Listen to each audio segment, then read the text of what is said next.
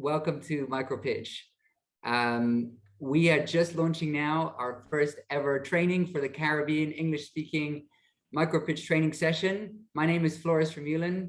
I work for the European Investment Bank in the Southern and Eastern Caribbean.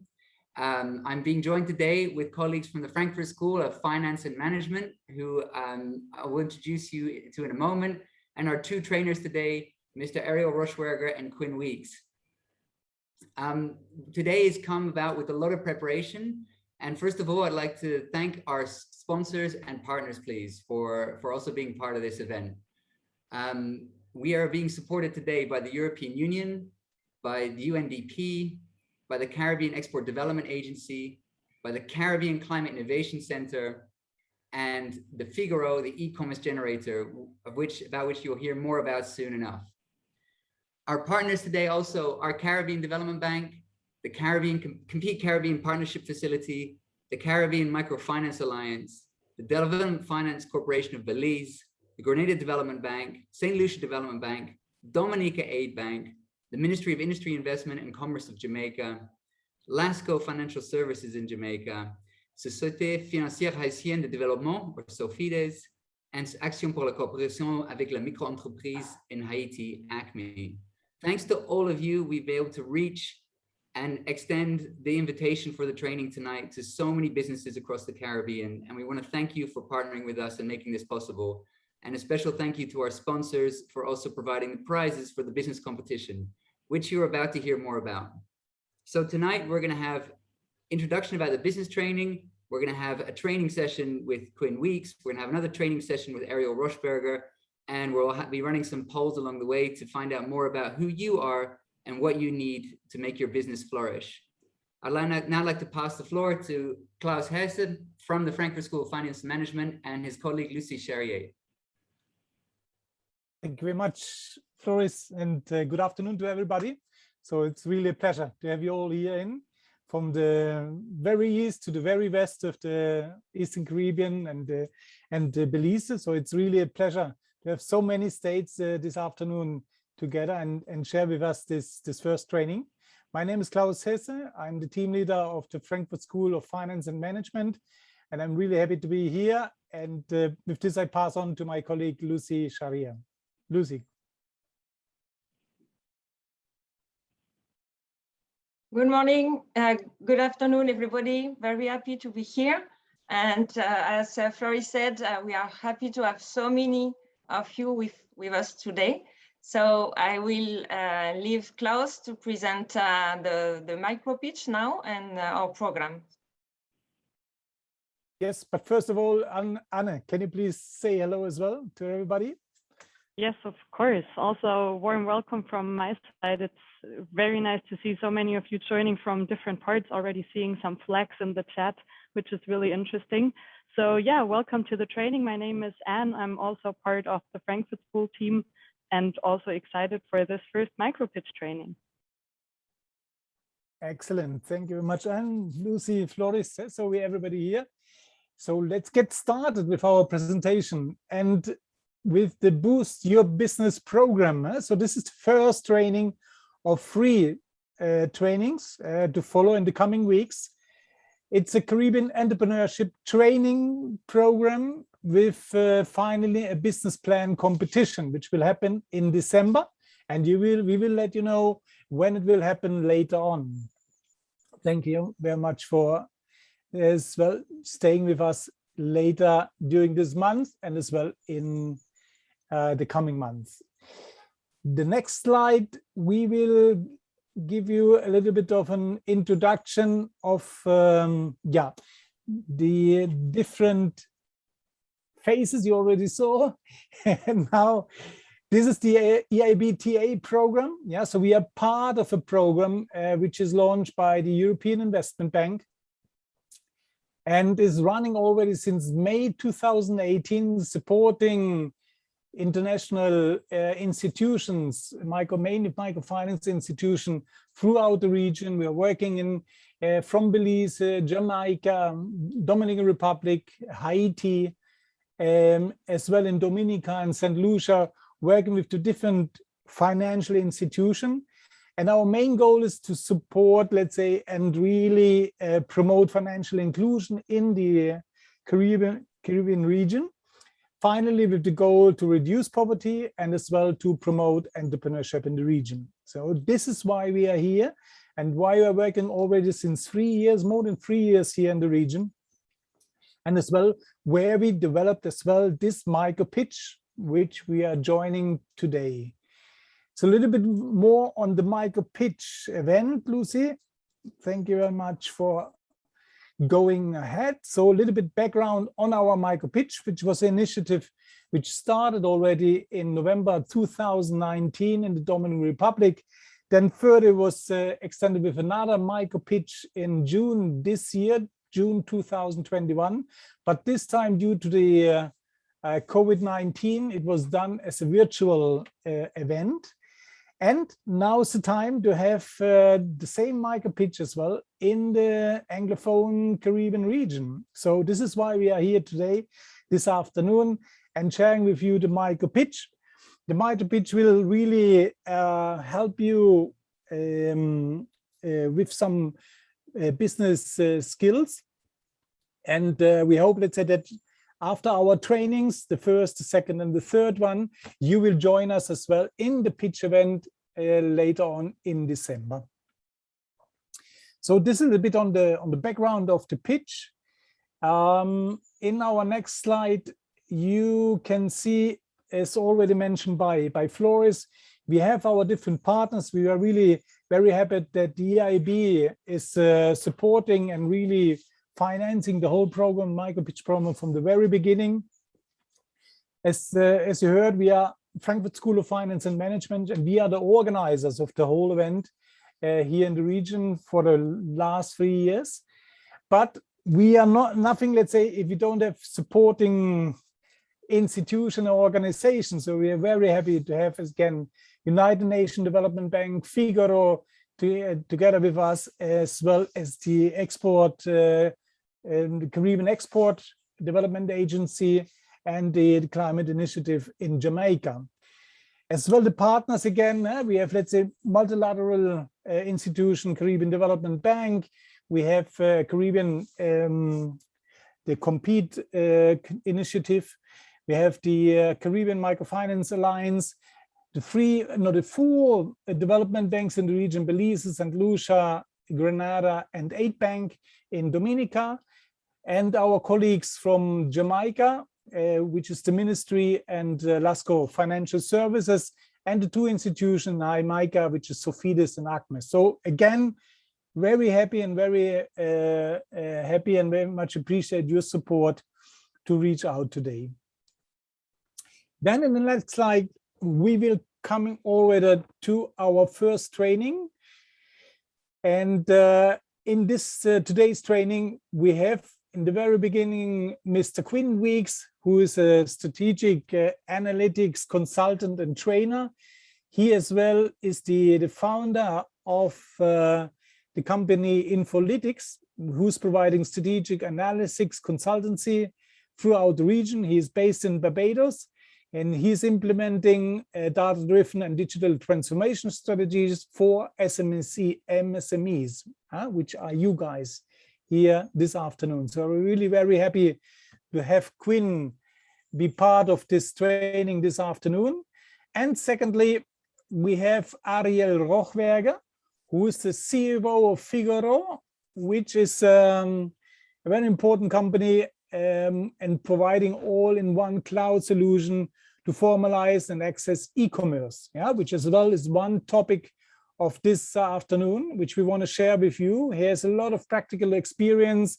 He is as well an entrepreneur, MSME, so he will support and help you with sharing his knowledge as well and provide training to entrepreneurs throughout the region. So this is from my side, really, again, very happy to be with you together here, and I'm pass on now to Lucy. Thank you so much. Thank you, Klaus. Thank you so much. So then we'll have other trainings in the coming weeks, in the 2 coming weeks. So the next training will be on green and sustainable business practices, win-win for my business and the environment. It will be on Thursday, November 11th. So we ask you to register from now. Registrations are open, so you can go on the website of the MicroPitch. You have here the website, and as well, you can have all the information on the social media MicroPitch CB. So please connect and to receive all the last informations.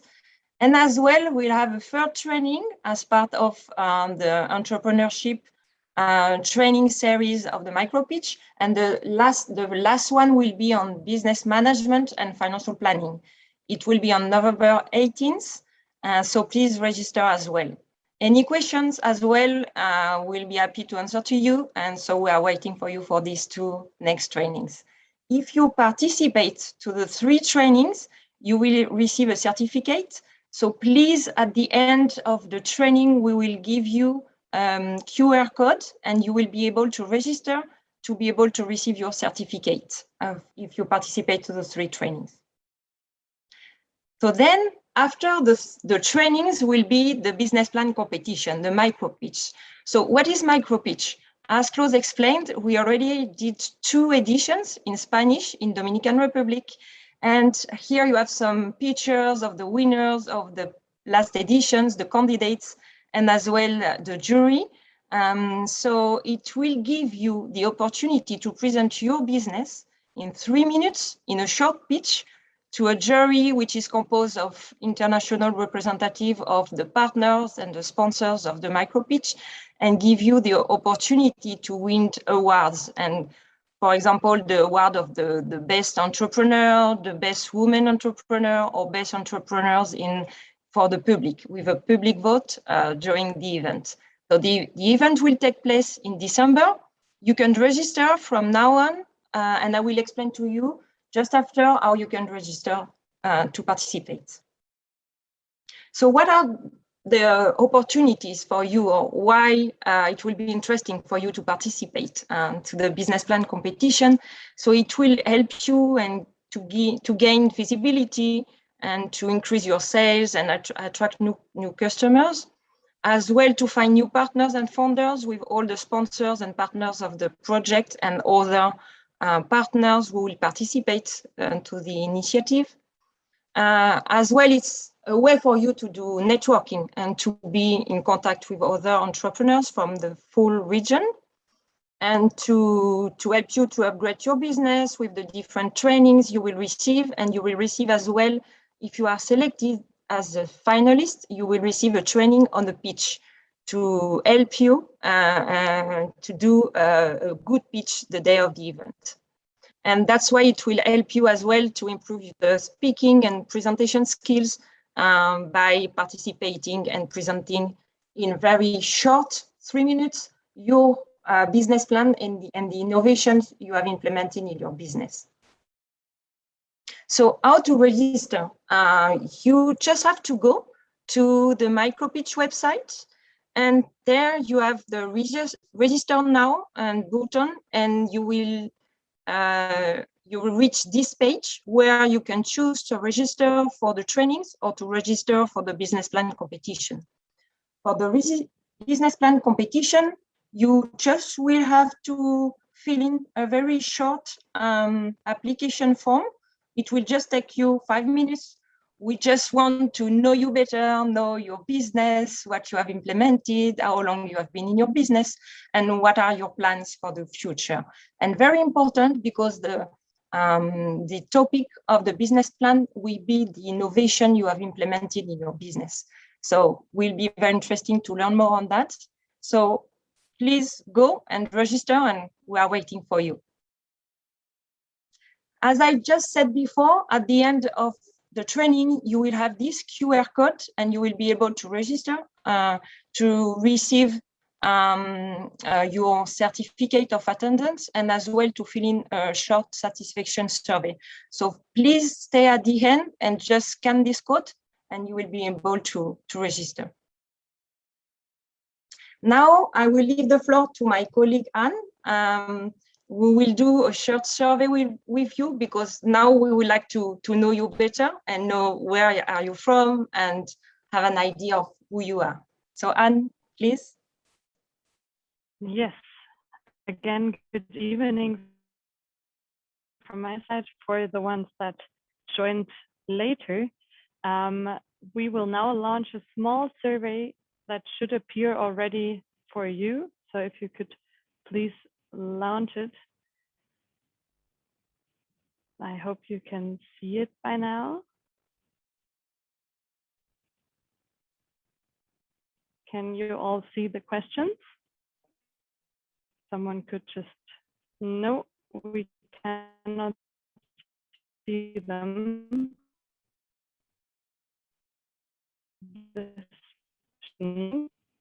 Yes, now yeah. Now you should be seeing it. Yes, perfect. So this is just to get a notion of who's joining here, who is with us tonight, and like where are you? Chat heard some countries, but it's always nice to see where we are all together. Some still cannot see it. There should be kind of a pop-up window. I already see some people answering, so make sure maybe you minimized it by mistake. We're also wondering if you are a business owner, how many of the participants are really owning a business or maybe planning on doing so and taking this as the first step. And for how long has your business been in operation? Which sectors are we covering? And also, of course, as we're looking into digital tools, we're wondering if you're already using some or if you're just still unsure about it, and maybe right now this is the opportunity to get started. So I see some movement here. We have a lot of people, like 18% from Jamaica. This seems to be the front runner. Oh, closely followed by now taking over Barbados, also 18% of participants from Barbados. And we have a lot of women, which is really great. We have 78% of female entrepreneurs here and female participants, 74% now, but still many women, which is really nice to see. Age-wise, the largest share seems to be between 30 and 60 years old, but also 30% are between 18 and 33 years. So this seems to be most of us here. And actually 84 of you are owning a business. Wow, this is really impressive. And 10% are planning on doing so. So we hope that we can motivate you with this and give you some tools to your hands that help you to do what you're planning and to successfully do so. And if we look at how long your business has been in operation, most of you actually have just been in operation for less than 1 year. So rather new businesses. So I hope that the first year in your business has been going well so far, and wish you good luck for what is to come. Looking into sectors, most of you are active in services, but also agriculture and agro industry is rather strong, but 35% service sector, which is also a strong number and very interesting to see. And if we look at the last question, if you're currently using digital tools, already 63% are using digital tools in your business. So this is also quite impressive numbers. Still, we hope that this today will help you to maybe improve what you're already doing or see what is out there in the market and how you can improve your operations with the tools that are there. And 30% are not yet using digital tools, but are interested in doing so. So very good that you are here. And with that, I will close the survey. Thank you very much for answering to everyone. And with that, we gained a very good overview. Thank you very much for participating, and back to the team. Thanks very much, Anne. Great to see people attending from all across the Caribbean. Amazing how these digital tools these days brings us all together. which is exactly the theme for today. The trainings we're going to have today are about digitalization and e-commerce. So for all of you that already are using digital tools, I hope there's something fresh and new for you. And for all of you that are considering it, I hope this is valuable. I'd like to hand the floor now to Mr. Quinn Weeks. Quinn, could you say a few words about yourself and then launch into the training, please? I'm sure everyone's keen to get started. Hi, good evening, everyone, and a warm welcome from me to MicroPitch. Just a brief background about me. I'm a former economist. I'm also a lead data scientist, and like Klaus rightly said, I am a strategic analytics consultant. I'm the CEO and co-founder of INVOICING, a strategic analytics company that also specializes in digitalizing and helping companies digitalize their business processes and help them streamline, also generating profit as well. And I do this across the region for both small, medium-sized organizations and also government organizations as well. So I'm pretty excited to show you guys some pretty cool digital technologies. So let's just go ahead and jump right into it. So I'm going to share my screen now and start the presentation. So can everyone see my screen now?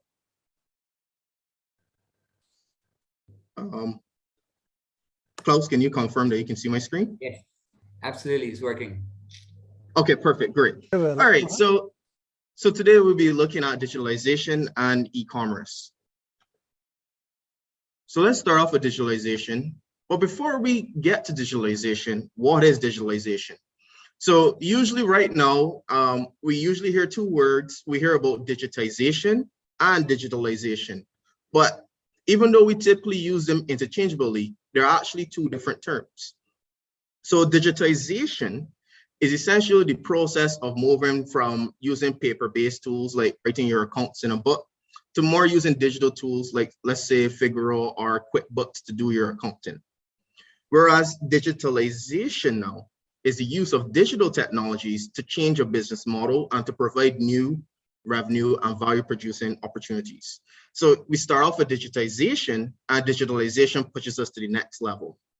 Now, what I'm hoping a lot of you are interested in doing now is carrying out digital transformation of your company.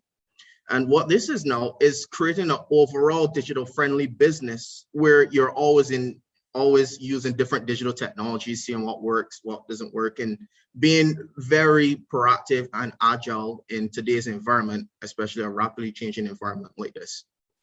So when we're thinking about digital technologies, let's not just think about it as, okay, I'm just using one tool, but let's figure out how we can use digital technologies across your business to streamline your operations and also, more importantly, increase your revenue and profits and minimize costs. So with that being said, we talked about digitalization, but why even use it? Well, digitalization comes with a lot of benefits, and I just have a few of them here.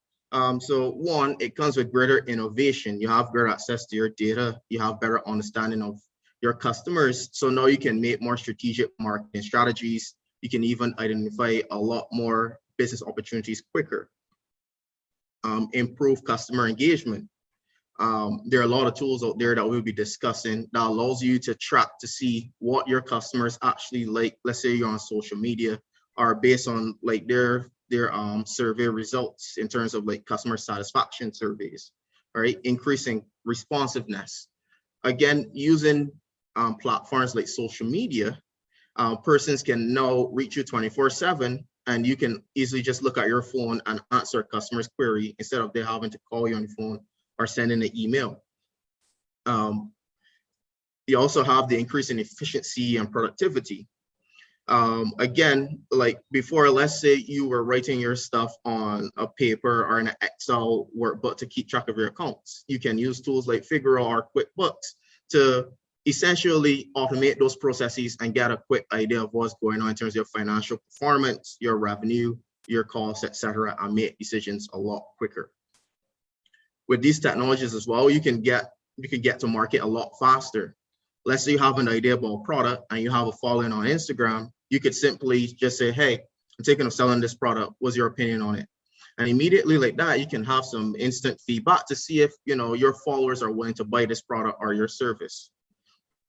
And there are a bunch of other benefits right here, but we will get into them when we start looking at the different types of digital tools that are available to us in the market these days.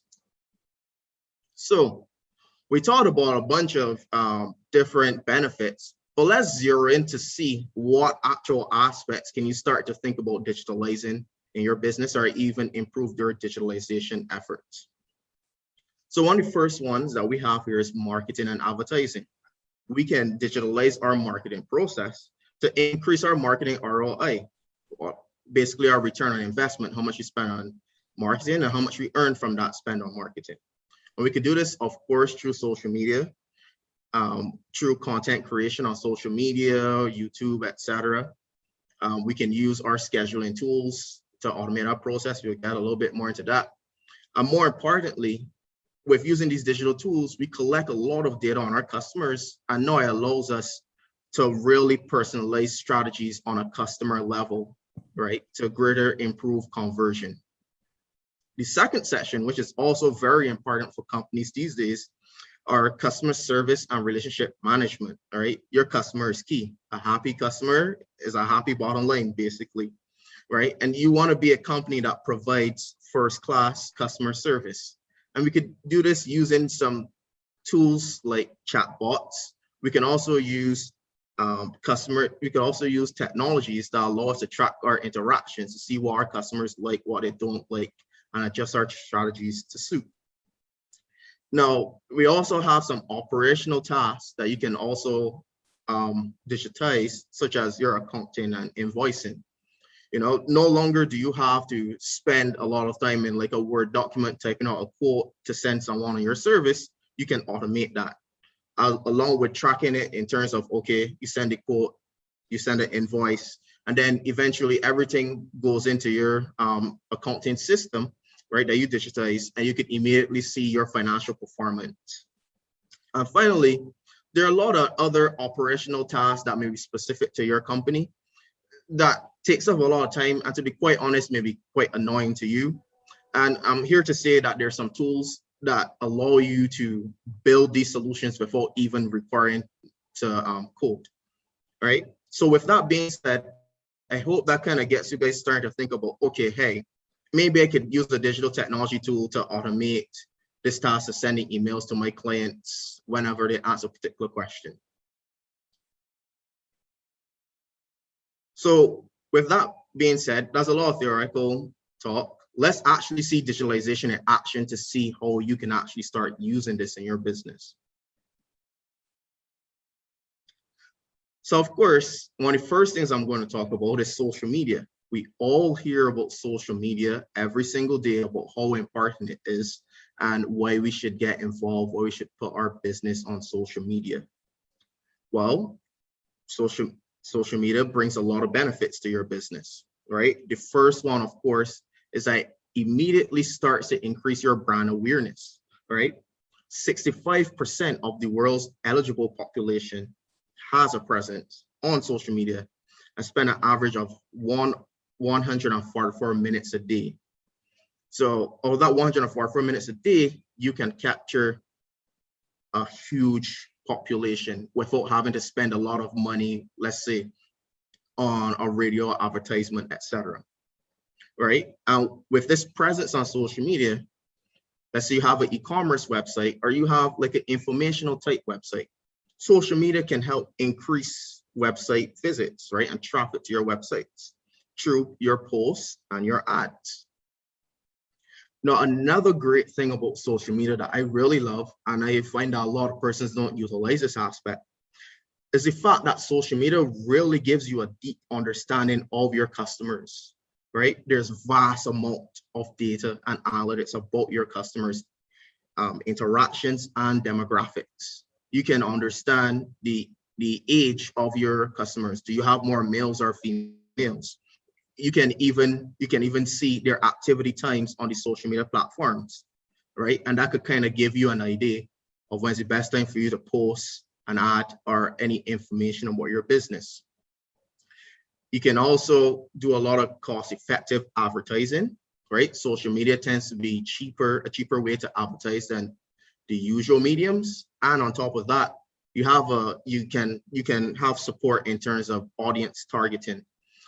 where you can select different demographics, like the location of your customers, the age of your customers, your interests. And on some platforms, you can even target as detailed as their actual job title. And all of this results in greater lead generation, right? Because at the end of the day, you want to make sales, right? And social media offers us a very easy way and low commitment way for us to see if a customer is interested in one of our products. For example, if we post a sale and a customer DMs us about the sale, we know that's a hot lead. Or they like it, or they share it, or even save it on some platforms. So social media is something that you should definitely incorporate in your business. Now, what I'm going to talk about now is how can we make the life of managing social media a lot easier, right? Because a lot of us, we may be a one-man shop, right? We may be a sole proprietor, or maybe a small business of 5 or so. So creating content, scheduling it may be a lot of work. But I'm here to tell you guys that there's some digital technologies out there that make producing content an ease. In fact, what I used today to make this presentation was Canva, right? And it made the task a lot easier for me to make this presentation. Now, on top of using these tools, what these tools allows us to do is that it allows us to easily manage our brand. Being that, like a lot of these tools, you can simply put in your brand logo, your brand colors, and immediately any type of content you're creating is going to sync with that. In fact, it's also going to give you a complementary color palette to ensure everything is aesthetically pleasing. So these digital tools really take a lot of the guesswork and the hard work in terms of making beautiful posts. And you don't only have to use these tools for your content or your social media. You can use these to make proposal to your clients or for potential business partnership. Like I said, I'm using this right now to present to you guys about digital tools. Right, and on top of that, there are other tools because you may not just want to have an image, you may want to have a video, or maybe you're doing a podcast. So what I did here was that I listed some tools for you guys to, make a note of or take a screenshot so that after this training, you could do a bit more research on it. The great thing is that a lot of these tools have very great tutorials online, and there are also a lot of persons that cover these things on YouTube. So if you're ever lost, a quick Google search or YouTube search, typing in the tool, you will find a peripheral of guidance information. So in terms of social media posts, especially like images and visualizations, Canva is a pretty good tool, as well as Adobe Spark. Again, these are not the only tools in existence, but I just tried to put some of them there for you to make note of. They have video editing tools and image editing tools like InShot and also PowerDirector. And then we have audio editing tools like Logic Pro and Audacity. So I kind of hope, you guys could take this away and, make some magic happen on social media or with your proposals.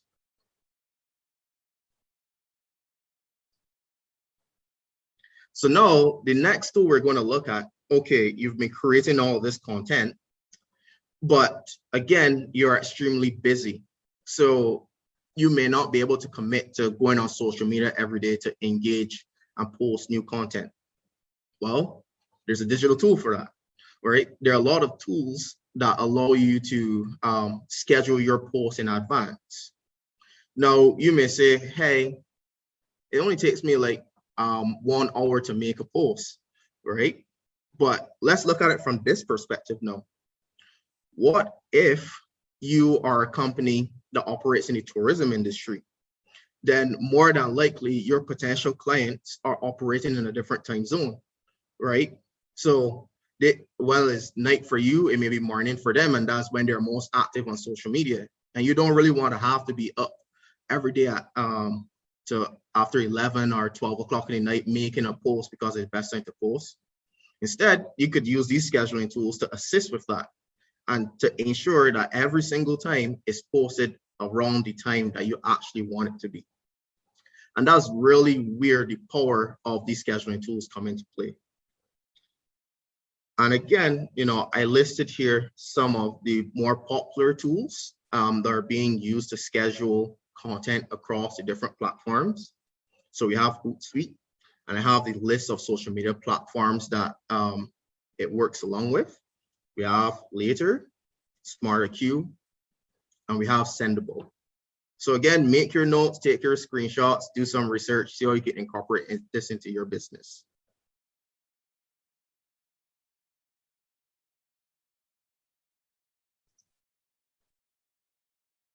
So next up, and this part is where you take your social media and your business to the next level now. So we talked about creating your content. We talked about scheduling your content to ensure it gets to your customers at a time when they're more likely to interact and engage with your content. But now we get to track their behavior and actually see what is going on and what tweaks can you make to ensure that you get the optimal return on your efforts. On top of that, you can automate responses to your customers so that when you're sleeping, your bot is doing the work for you. So what I have here on the site as a video is an example from ManyChat where this bot converts a conversation to a sale.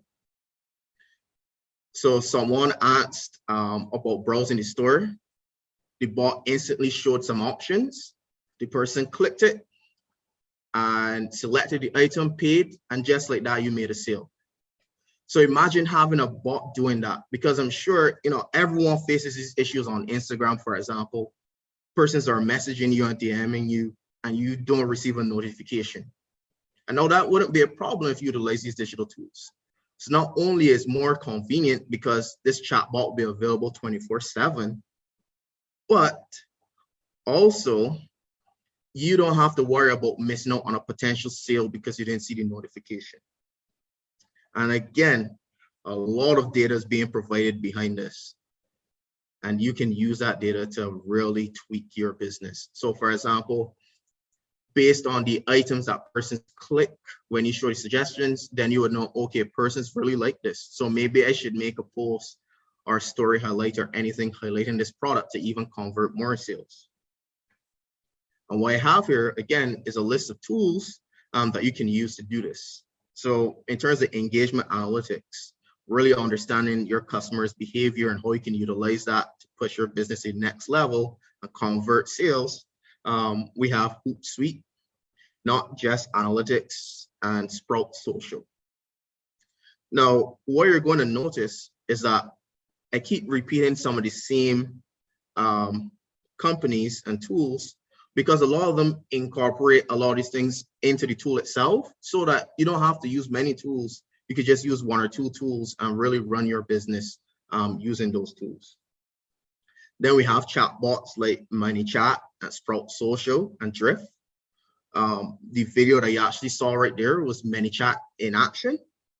And then also to another interesting thing that I know a lot of persons do to market their items on Instagram is that they tend to have competitions or challenges. So like and follow us and you have a chance to win a free staycation if you have a hotel or a product or a service, etc. No, a lot of persons do this manually. So, it's pretty hard for you to track this. But I'm here to tell you again, there are tools that assist with this. So you literally just have to set up the competition within the tool and the tool tracks to see if persons like your stuff on Instagram, share a video on Twitter, etc. So it tracks everything and it tracks it between your different platforms. Because a lot of the times when you make these promotions, you may have a good following on Instagram, but you're trying to build your following on Facebook or YouTube. So these tools allow you to make those kind of complex competitions where you say, you need to like and follow us on Instagram and also subscribe to us on YouTube. And these tools can track these things. So again, you don't have to do that hard work and you could focus on running your business.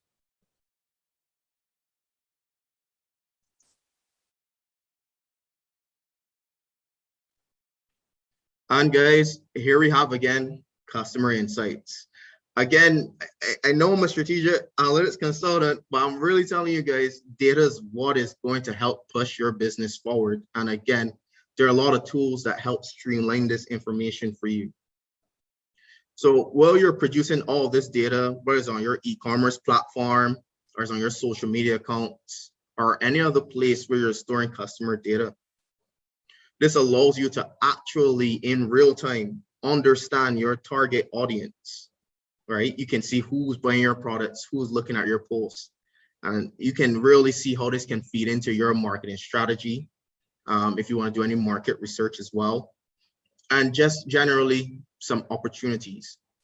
Like, for example, you may have been making a product that you believe was only for females, but you realize that like a lot of males are actually on your social media platforms or visiting your website.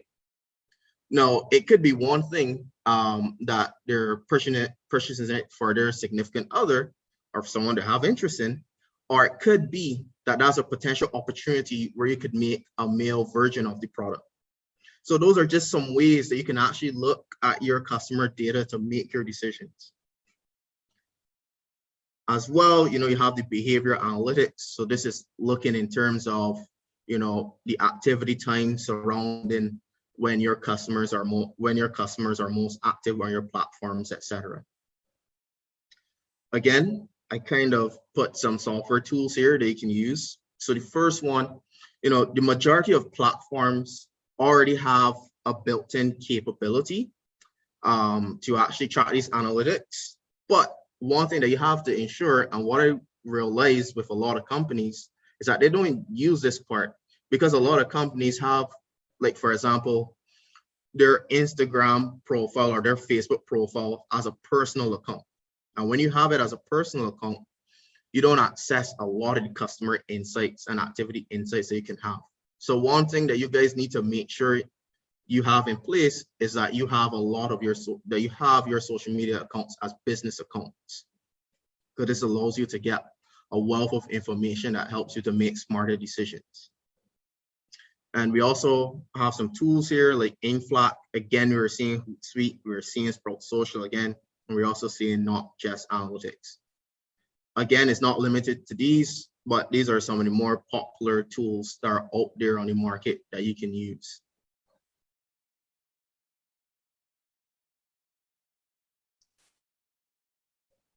So notice I was talking a lot about customers the entire time, because the customers are the bread and butter of your business. Now, I'm here to tell you guys again that there's a tool that allows you to track everything to do with your customer, from the time that you first communicate to your customer all the way down to when you create the sale and while you have that customer as a client, because it may not be a one-off product, but it may be a service that you provide to them on a periodic basis. And these types of tools are called customer relationship management tools, or CRM for short. You're going to see CRM a lot of places.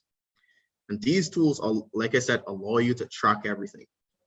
And what I have here on the right-hand side is a snippet from HubSpot, where you can actually see, okay, so we have that this contact is Brian, and on the left-hand side, we can see his contact information. So for now, he has his email address. We can also see the stage that he's at in the life cycle. So right now, he's a potential lead. Now, you can have a whole bunch of information here, and even custom fields if you wanted to, that you're tracking on your customers. But in one place, you can make notes with regards to this customer, click an email, make a phone call, add a particular log, create a task, or even set a meeting. And again, everything is there in one place. So here now on the far right-hand side, we can see the meetings that we have upcoming, tasks due, and we can see that we have a historical aspect as well. So you can see in June 2021, we made a call, and we also made notes of what happened during that call. So again, these tools are pretty awesome. I use one of them personally, and it makes my life a whole lot easier. Like I said, it's great for lead tracking and generation. You could track all of your meetings, calls, and you can also include email trackers, you know, because you could send an email to someone and you're not too sure if they open it or not too sure if they opened it or not. And, you know, a lot of email providers already have that. But what happens is that when a person opens the email, it asks them, do you want to send a send receipt or not? This doesn't happen with these tools. These tools embed it in the email. So as soon as they open it or they view it, you actually get a notification right on your phone or your computer or wherever you have the app stored. You can see what time they opened the email, how long they're in the email. And also too, if you placed any links within the email, you can see if they clicked the link in the email as well. So again, you don't have to second guess anymore. So let's say you sent out a sales pitch to a client. You know, sometimes these things go to junk mail. And you realize within a week, you don't get any response from a client. You could go back to this and realize, hey, they didn't see the email. Maybe it went in their junk mail. And you could give them a call and tell them, hey, you know, I sent you the proposal. Did you see it, etc. And that would help you a whole lot there. And again, these are some of the most common CRM tools out there. There's Salesforce, HubSpot, Zoho, and Zendesk. Pretty amazing tools. So we talked a lot about the business from the customer's standpoint, but now let's look at the operational side. You know, the day-to-day activities that you have to do in your business to ensure everything is running, right? So right here, we have one of the core parts of the business, especially, you know, I saw a lot of persons in the initial poll saying that they have services. So I'm pretty sure for you, you have to do a lot of quotations and proposals. And there's a tool out there to make your life a lot easier. A lot of tools now have built-in templates that you can suit to match your business brand and everything.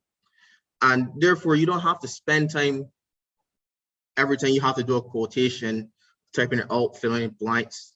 If you're doing an Excel or Word document, you could streamline that whole process and easily pick from different templates to suit your customer. Because again, one of the great things about business and interacting with your customers is that the more you personalize, the more your customers feel like you care. And you really do care once you start customizing for your customers. And these types of tools allow you to generate these quick, beautiful templates that you can use to generate your quotations and proposals. Now, you can also use them for automated estimates. So let's say someone hits your site or you send them a link and they have certain metrics that they need to put in. So for example, let's say you're going to paint a building, like you have a painting service. Then one of the quick metrics that you can have is, you know, asking the person what type of paint they want, primer, water-based, oil-based, etc. And the square footage of the property that you're going to be painting. So the person can easily fill that out and boom, you can automate a quotation to send to them automatically to their email, or you can even let it auto-generate. It goes through a checking stage where you have to approve it and then send it off to their email. But you can immediately see how that really started to streamline your business. And now here's a great thing about it. These tools also not only track when persons actually see your proposals, but it also track the amount of time they view your proposals. So let's take a quick look on the right. So what we can see over here, this person viewed this proposal 12 times, or we can also see by the different sections, how long they spent on the different sections and how much time they've viewed those sections. All right. So what we can see here is they looked at the cover, which I mean, that's when they open the document. But what's more importantly, we can see that they kept looking at the timeline, but they spent the most time on the scope of works. Now, depending on the type of business that you have, collecting this information over time could be pretty great and powerful for you, because you can use this to figure out how best you can optimize your proposals, etc. And again, there are a lot of tools out there in the market that can help you. We're seeing HubSpot here again. There's Proposify, Krill, and there's also PandaDoc. Again, make your notes, take your screenshots, go and look at them afterwards. These are very amazing tools. They save you a lot of time and make your quotations and everything look magnificent.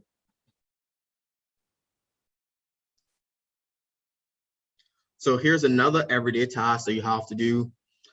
And it's accounting and invoicing. You know, for some of us, this is a pain, but it's very important, especially if you're a small business and you're looking to get funding and financing. A lot of companies need to be able to look at your financial statements and your performance. And in fact, you know, a lot of financial institutions would love to actually provide financing to small businesses, but time and time again, and this is not just in the region, globally, the major hurdle is that persons don't have proper financial records.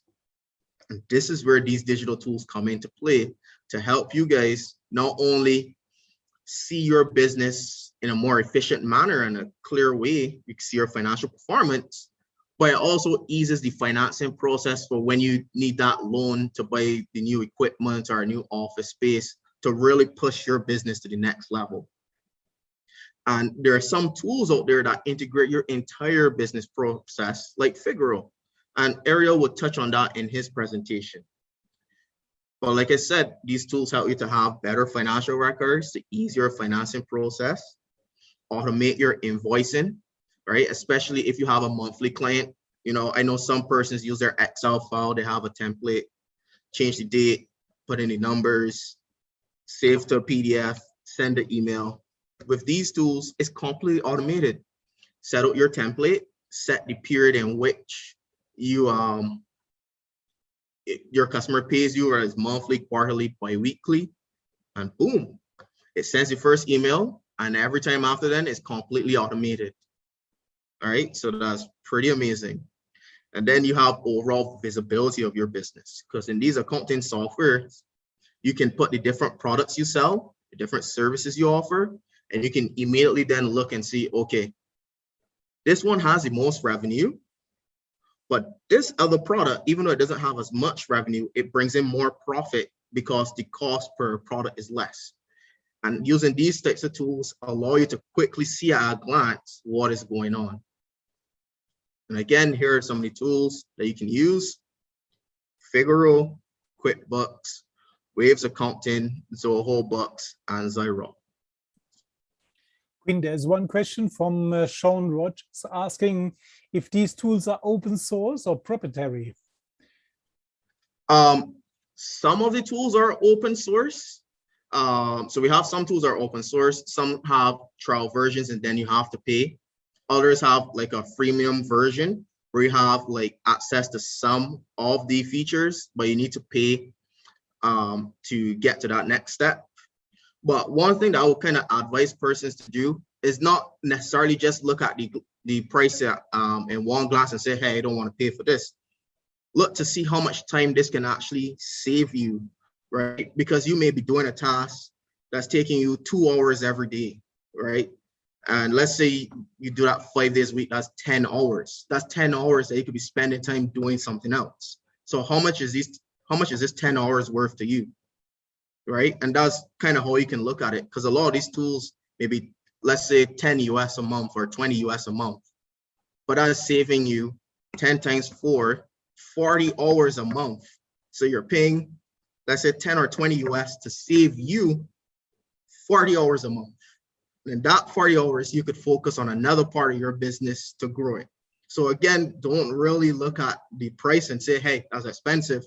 Look at the overall picture, because in the overall picture, that price may be nothing to the amount that you can go out there and earn or improve your business.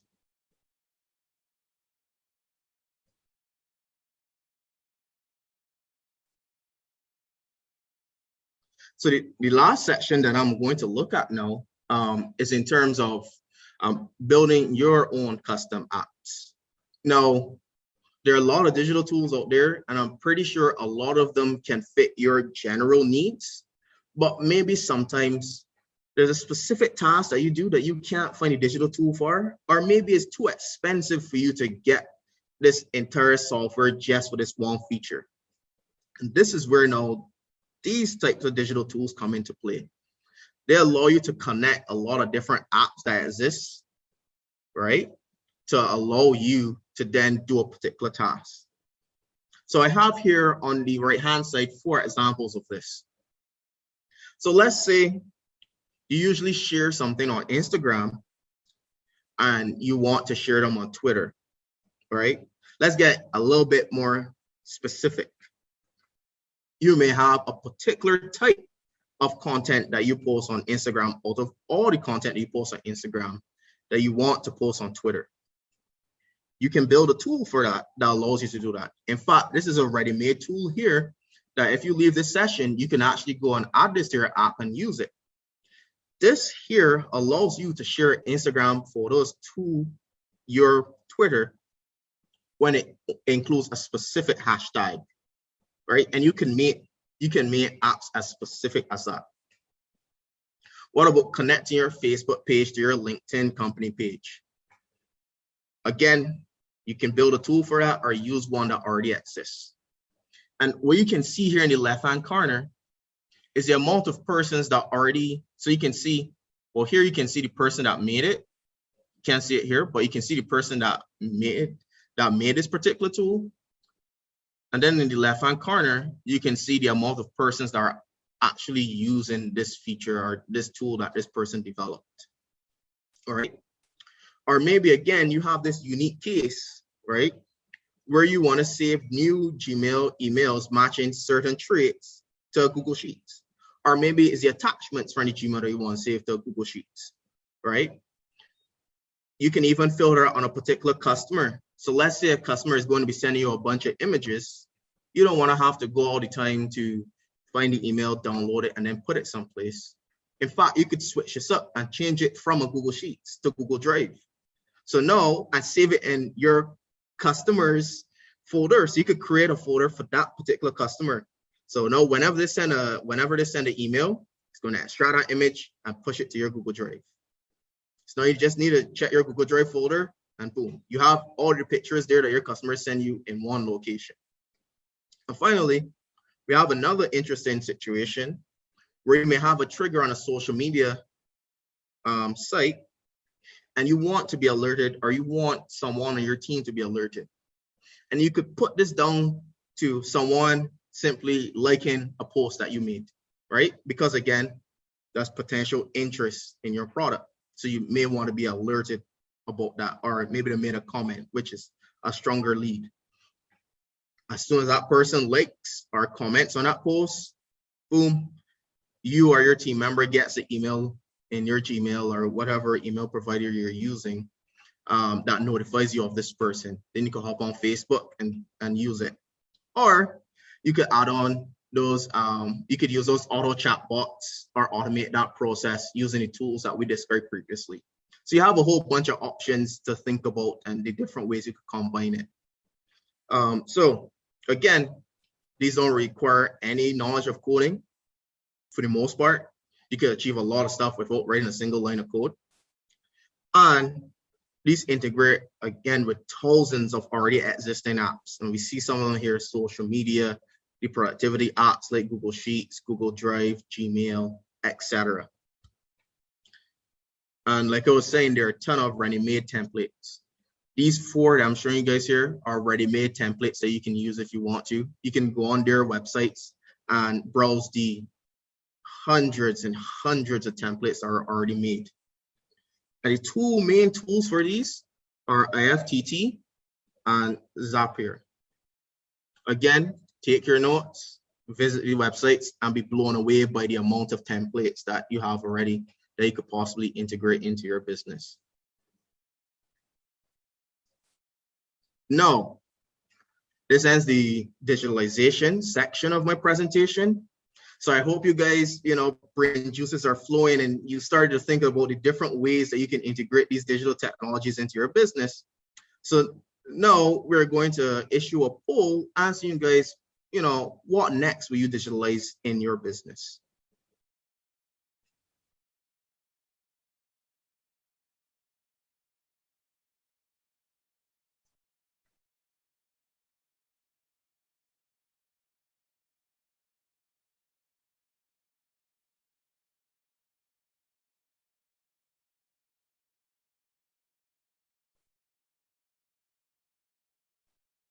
Okay, so far I'm seeing marketing and advertising in the lead, followed by customer service and relationship management. That's pretty good, yeah.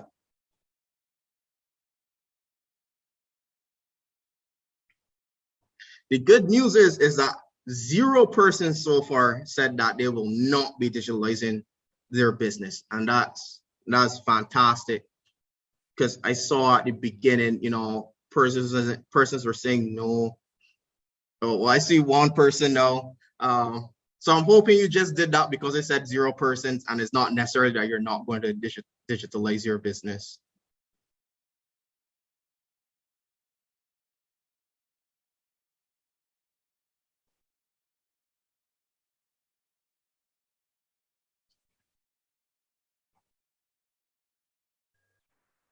Depends on the business, of course, as well. Yes, of course, of course. So we have 64% of people saying marketing and advertising, 55 say customer services and relationship management, over 40% on accounting and invoicing, and 33% on other operational processes. So that's fantastic. Yes. There's been several questions about the presentation is very rich with all the tips you're giving on the software. And at the end of the session, after the second training, there will be a chance to scan a QR code, which will allow you to put in your email and reply to a quick survey. And when you enter your email on that, you will then receive also the presentations from tonight. So you will have reference material for to follow up on all the great ideas and tips you're giving tonight. Yeah.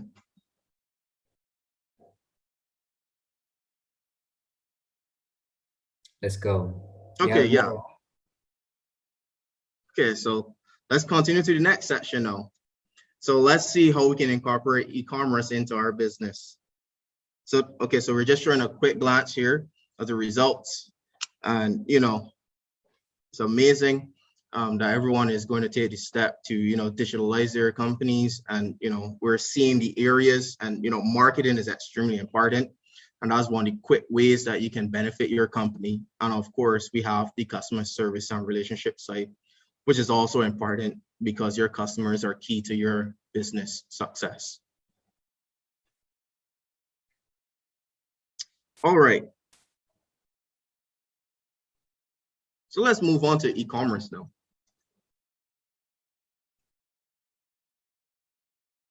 So what is e-commerce? To put it extremely simple, it just refers to all online activities that involve buying and selling of products and services. In other words, e-commerce is just a process for conducting transactions online. That's essentially it.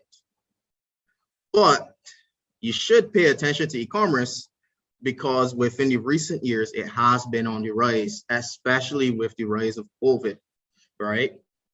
Online sales in 2021 on average represent 20% of retail sales. And that's up from 14% in 2018. We're talking about trillions of dollars globally that have shifted from physical stores to e-commerce. And I'm only going to assume that this is going to increase even more. But here's the great news. A lot of businesses can partake in this e-commerce space. So I know typically when persons think of e-commerce, it's just mainly selling products online, clothes, I don't know, electronics, water bottles, you name it. Persons think of like selling physical products. But remember, e-commerce is just the process of conducting transactions online. So not only does it include retail, but something that popped up recently, especially in the advent of COVID, is curbside pickup. So a lot of restaurants and companies allowed you to order online during their platform, and then you go and pick it up from their location. We also have food delivery, right? Where you do the transaction online, order your food, and then it's delivered directly to you instead of you picking it up. And then of course, there's education as well. So having online courses or training workshops, etc. All that's part of e-commerce. Consultancies as well. You know, you can have personal coaching, You can have therapy sessions, a whole bunch of things online, and this is all categorized under e-commerce. So, you know, for those of you that may have been thinking e-commerce is just physical products, I hope this kind of got you guys thinking about, okay, oh, I didn't see it that way. I can actually put this part of my business or my entire business on the e-commerce front as well. So we talked about what e-commerce is, but why on earth would you consider even using e-commerce? Well, first off, straight off the bat, e-commerce boosts your geographical reach, right? Especially if you had a physical location. That means that persons would have to travel to your location to purchase your products, right? So that's already a constraint there. If you allow persons to purchase your products online, then you're no longer constrained by persons having to come to your physical location. You remain open all the time, right? It's an e-commerce platform. Someone can log in at 2 a.m. and decide they want to buy a new laptop, and they visit your website and purchase it. And you could be sleeping and you wake up in the morning, you see the sale. You could automate this in the back end so that it sends a notification to your fulfillment center or your fulfillment partners, and everything is being done while you're sleeping. You have greater flexibility as well. You can save on operational costs, right? Because you don't have to pay for a physical storefront, have everything online. And that leads into so right here, the lower cost compared to building a physical store. And of course, it increases your chances of attracting new customers with utilizing search engine visibility, whether is it organically or paid search engine marketing. So the question is, are you ready to have an e-commerce storefront?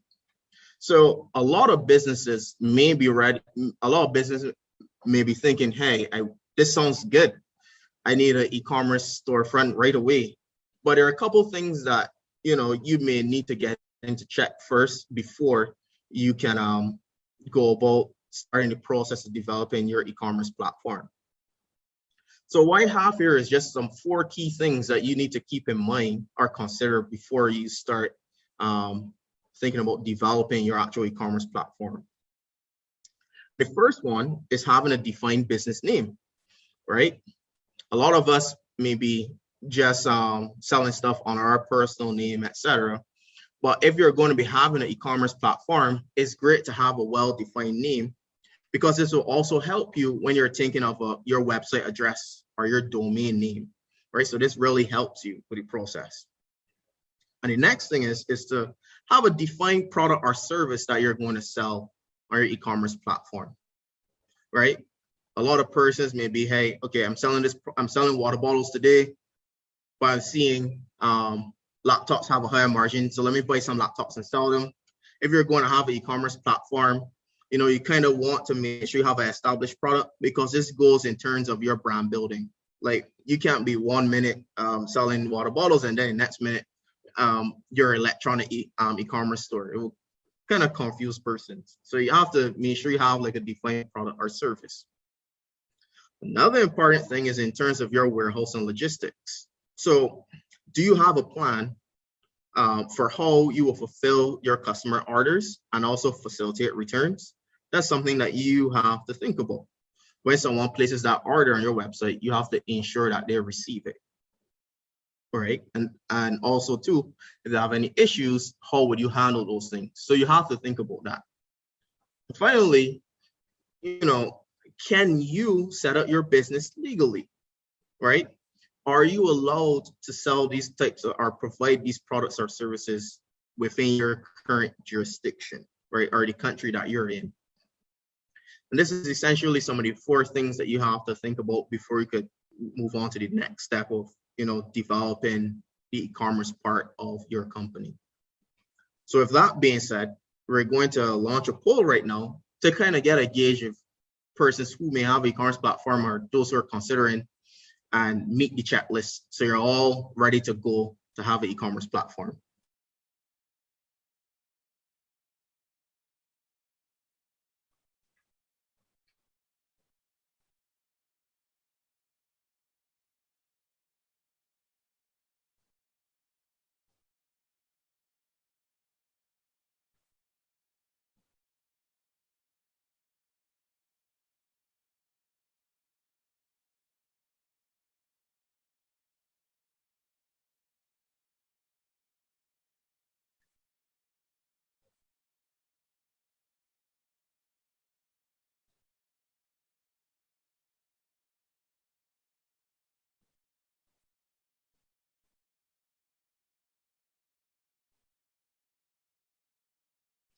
Okay, so far I'm seeing, the majority of persons don't have an e-commerce platform, but they've cleared the checklist, so they're ready to have an e-commerce platform, or at least start engaging and thinking about the possibility of having it. I'm seeing some 31% of persons so far are saying that they haven't cleared the checklist, and I mean, no worries. I mean, you now have a clearer way of how you can start preparing your business to be e-commerce ready. And of course, there are going to be some businesses that don't clear the checklist because of the type of business that they have that may not be suitable for e-commerce. Or you may have some barriers that are stopping you from wanting to have an e-commerce store. So like, for example, I know one of the headaches in the region is about accepting payments online and, communicating with your bank and the funds getting transferred to your bank. So, we have a solution to that problem actually, and we'll get to that in a bit. So we're going to go ahead and end the poll now.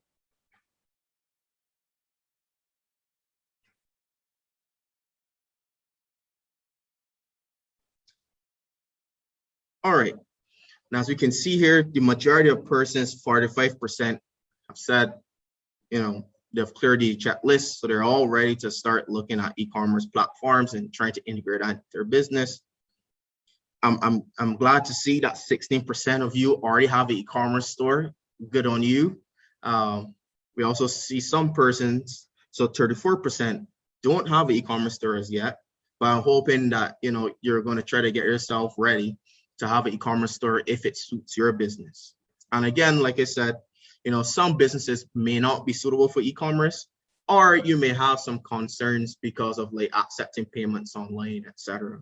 But like I said, we'll touch on that in a bit. So I'm going to move on now with the presentation, so we can stop sharing the results.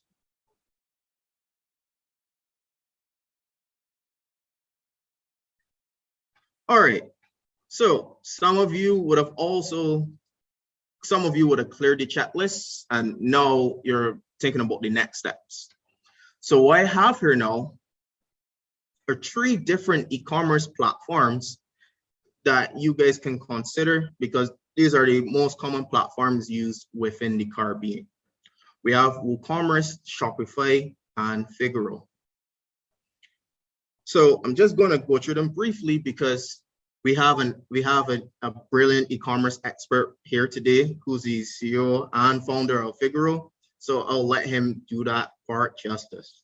But WooCommerce essentially is self-hosted, right? It's free. It's a free plugin, but you have to pay for the hosting. It has a lot of flexibility, but one of the problems is that all of these other options is not as user-friendly, right?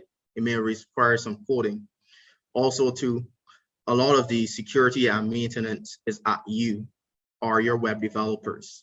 So you have to ensure that you do those kind of things and update your software and plugins. It's great with SEO. It's not secure by default. Again, you have to set it up. But the great news is that there are over 500 extensions, approved extensions that are available to get you everything that you need to get your e-commerce website up and running. And then there's Shopify. So whereas WooCommerce tells you, here you can use our platform, but everything is at you, Shopify says, hey, you can use our platform and we will manage everything for you. The hosting, we'll give you a domain name, we'll package up and make sure your website is as secure as possible. In fact, they actually pay persons to try to penetrate their website. All right. So they take security very seriously. They have a lot of built-in features with fulfillment integrations to different partners. They handle refunds, abandonment, checkout recovery, a whole bunch of stuff. So it's a pretty cool website. Now, in terms of SEO, it's not the best out of the bunch, but its page load speed is blazing fast. It's actually 38% faster than Google's recommended speed. So that's one thing that has going for it. And finally, we have Figaro here. Now, Figaro is similar to Shopify, whereas they manage your platform, but there are a lot more.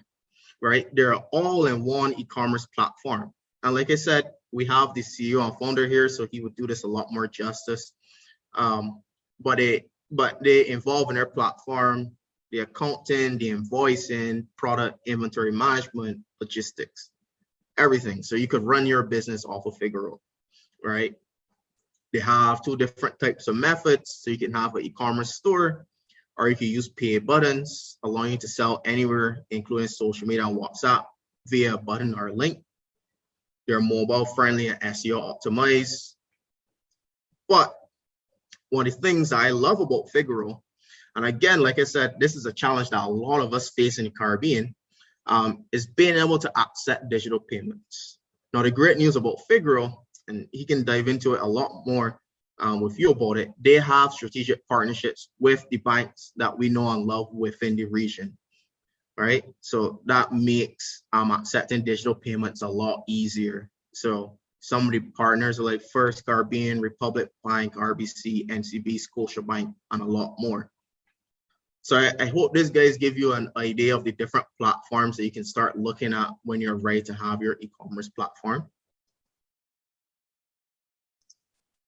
So, we talked about the benefits of e-commerce, but one thing that is usually left out is the risks that are associated with having an e-commerce platform. So we're going to just touch briefly before I hand over to Ariel about the risks and some mitigation strategies that you can implement to ensure that you really succeed with your e-commerce store. So a quick statistic, 64% of companies worldwide have experienced at least one form of cyber attack. So this is something that happens all the time. So as you can see, it's something very important for you to think of while you're having while you're thinking about having an e-commerce platform. So the first part we're going to look at is cybersecurity. All right. So there are two types of main risks that you can have. Again, this is just an overview so you can start thinking about the types of risks that you're exposed to, and it will give you a better idea of how to select your platforms and the things that you can put into place to reduce these risks. So one of the first problems is malware, phishing attacks, credit card scams, hacking, and spam mail. Some of the solutions to this is one, make sure you initiate and end your transactions with secured certification. So I know you guys go on a lot of websites and you either see HTTP or HTTPS. HTTPS is secured. So always ensure if you're doing any transactions on business on websites, make sure that it's secured, right? That means that it has the SSL certificate. You also want to make sure that your website has that, because that can also affect persons actually purchasing stuff on your website. You can also ensure that you are PCI compliant, and this essentially have to do with keeping like credit card information and that kind of stuff. Now, a lot of these platforms are already PCI compliant from the shoot, so you have no worries about it. WooCommerce, you have to use an extension for that. You can also utilize firewalls. Next type that we can have is like customer account breaches. Now, this may not only be your fault, but it might be your customer side as well, right? And the problems, and the main problem is that there was a customer password or information breach. Like I said, this could be at you or your customer, right? So the first way that we could improve this is having two-factor or multi-factor authentication methods. And I'm pretty sure some of you guys may be familiar with this.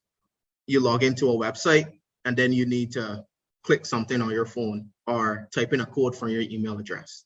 That's simply what two-factor authentication is. And as you can see, someone may guess your password, but they don't have your phone, right? So it makes it harder for them to access your account, right? Then also too, another thing on your customer side, you may have a customer that customers are putting their password as ABC123, right? And anyone that's going to hack your system, they may put that in and easily get in. So when your customers are creating accounts, you want to make sure you have procedures in place that request them to create strong passwords. Or sometimes we sign up on websites and they tell you it needs to be at least 8 characters long. You need to have a capital letter, a special character, etc. And the next important thing is that sometimes you may be able to prevent a breach. So what you want to do is only store the data that you need for your customers and to operate your business in an efficient manner. So if anyone hacks your website, the damage or the amount of information that's exposed about your customers is minimal. Now, the last thing that I want to talk about, again, when we start to talk about e-commerce risks, we only think about it in terms of security risks, like someone hacking your website. But you also have business risks to consider as well. The first major risk in e-commerce has to do with customer disputes and returns, right? Customer didn't receive an order, or the product did not match their expectations, or it simply wasn't the size that they thought they would fit into. Where some of the solutions, using tracking numbers, right? Or using tracking software so you can ensure that the product arrived on time or that they received the correct product, right? So avoid shipping the wrong product, again, using tracking numbers or barcoding procedures. And also, when these problems will occur, so you want to have established customer service procedures to handle these things as well, right? Because again, customer service is important. Good news is we went through some digital tools that can help streamline this process. Another thing to consider is that at the end of the day, your e-commerce store is a website, and that means ranking is important. So one of the problems may be, let's say you're selling sports clothes. Someone may be typing sports clothes and your website isn't showing up in the search results, right? So you need to optimize your SEO. Excuse me 1 second.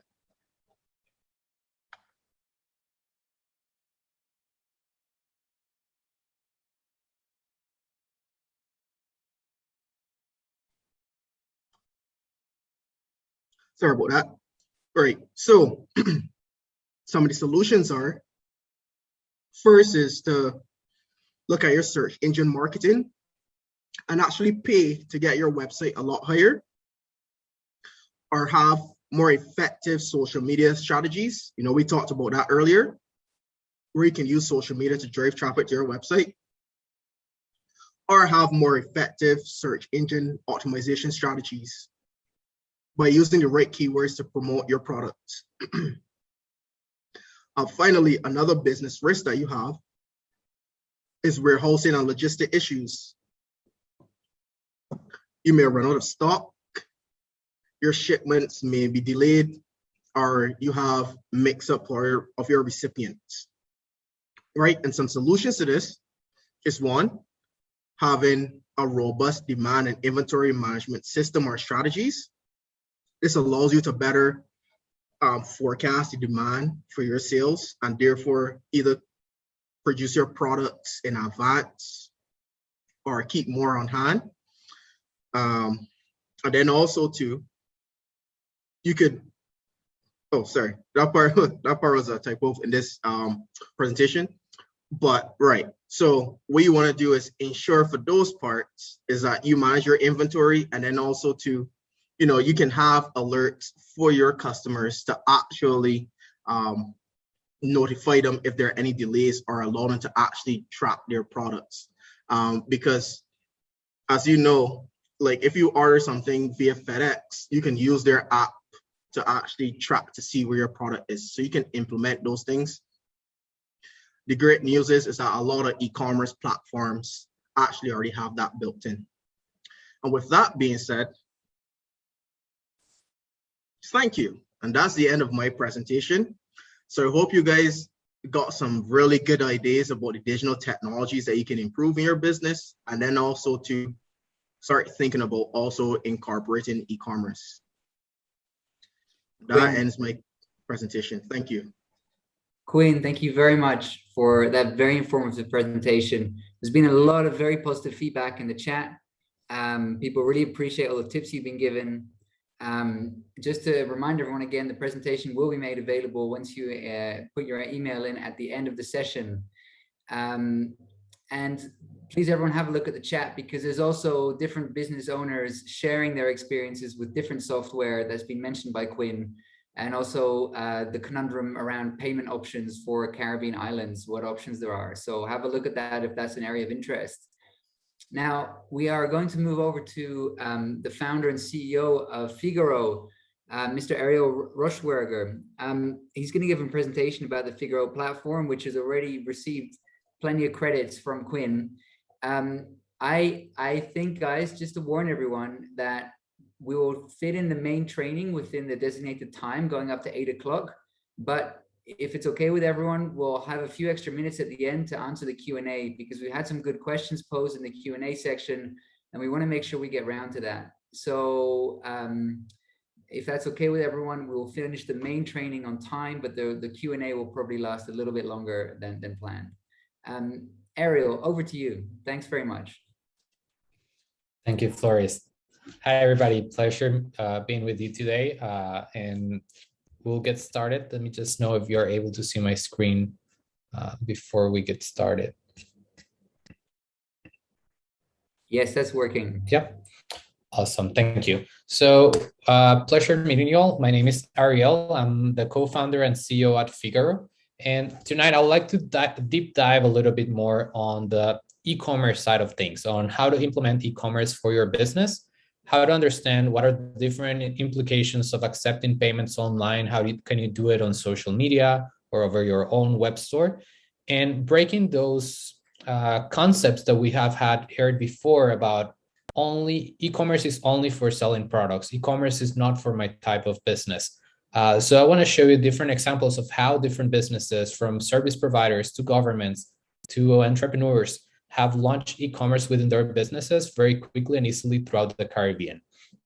And lastly, a few tips on how to launch that e-commerce business either on social media, WhatsApp, or on your own website, so that you can get a better feeling on what you should be preparing for, and that you are able to do it yourself without any external help.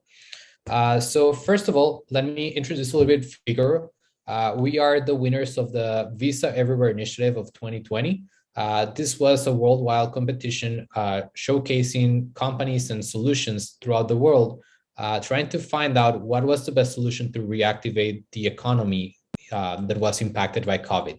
So Figaro was selected first place, and we're currently operating in over 38 jurisdictions throughout the Caribbean, Central, and North America, offering and assisting customers and merchants like yourselves trying to start and digitalize their businesses and grow as well with automation and intelligence tools.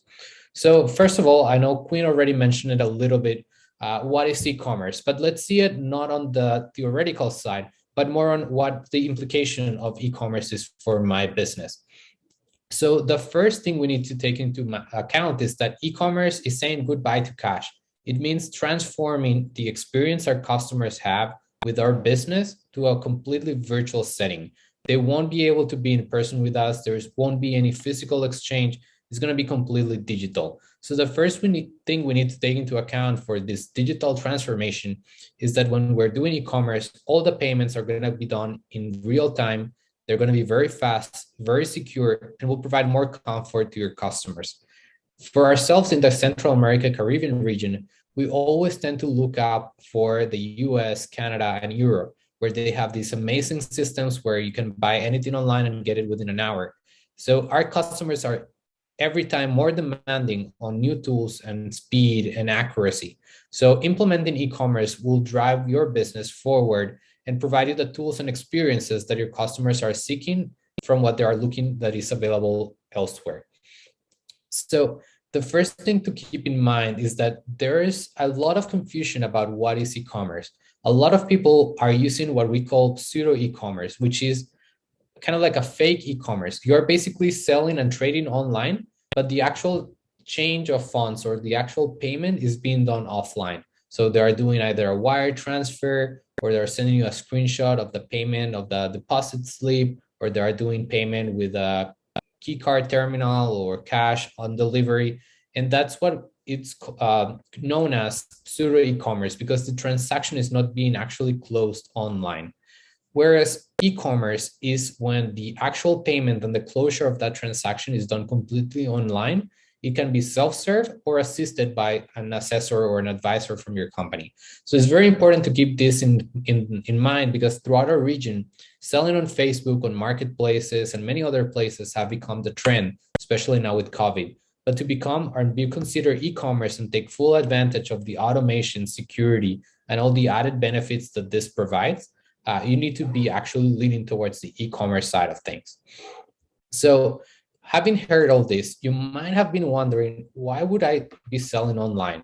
So they told me about all these new complications that I need to look out for a platform that is PCI. I saw people on the chat mentioning that payments with online, with local banks are complicated, that there are fees associated, and there's some other things in mind to consider. But why should you be selling online? So first of all, we have segmentation. Most of our products or services are going to be directed to a particular target audience or a segment of that audience. So with online marketing and online tools, we're going to be able to advertise our product and make the reach to the specific segment that is going to be our prospects. So it's going to be more precise, and that's going to decrease the costs of our overall marketing and sales efforts. And on the second part, another great benefit is that we have access now to a global market. So I heard on the comments that you have difficulties shipping out throughout the Caribbean, but there are actually pretty good solutions and pretty well-established players that will get you across the border very easily and without you having to lift a finger.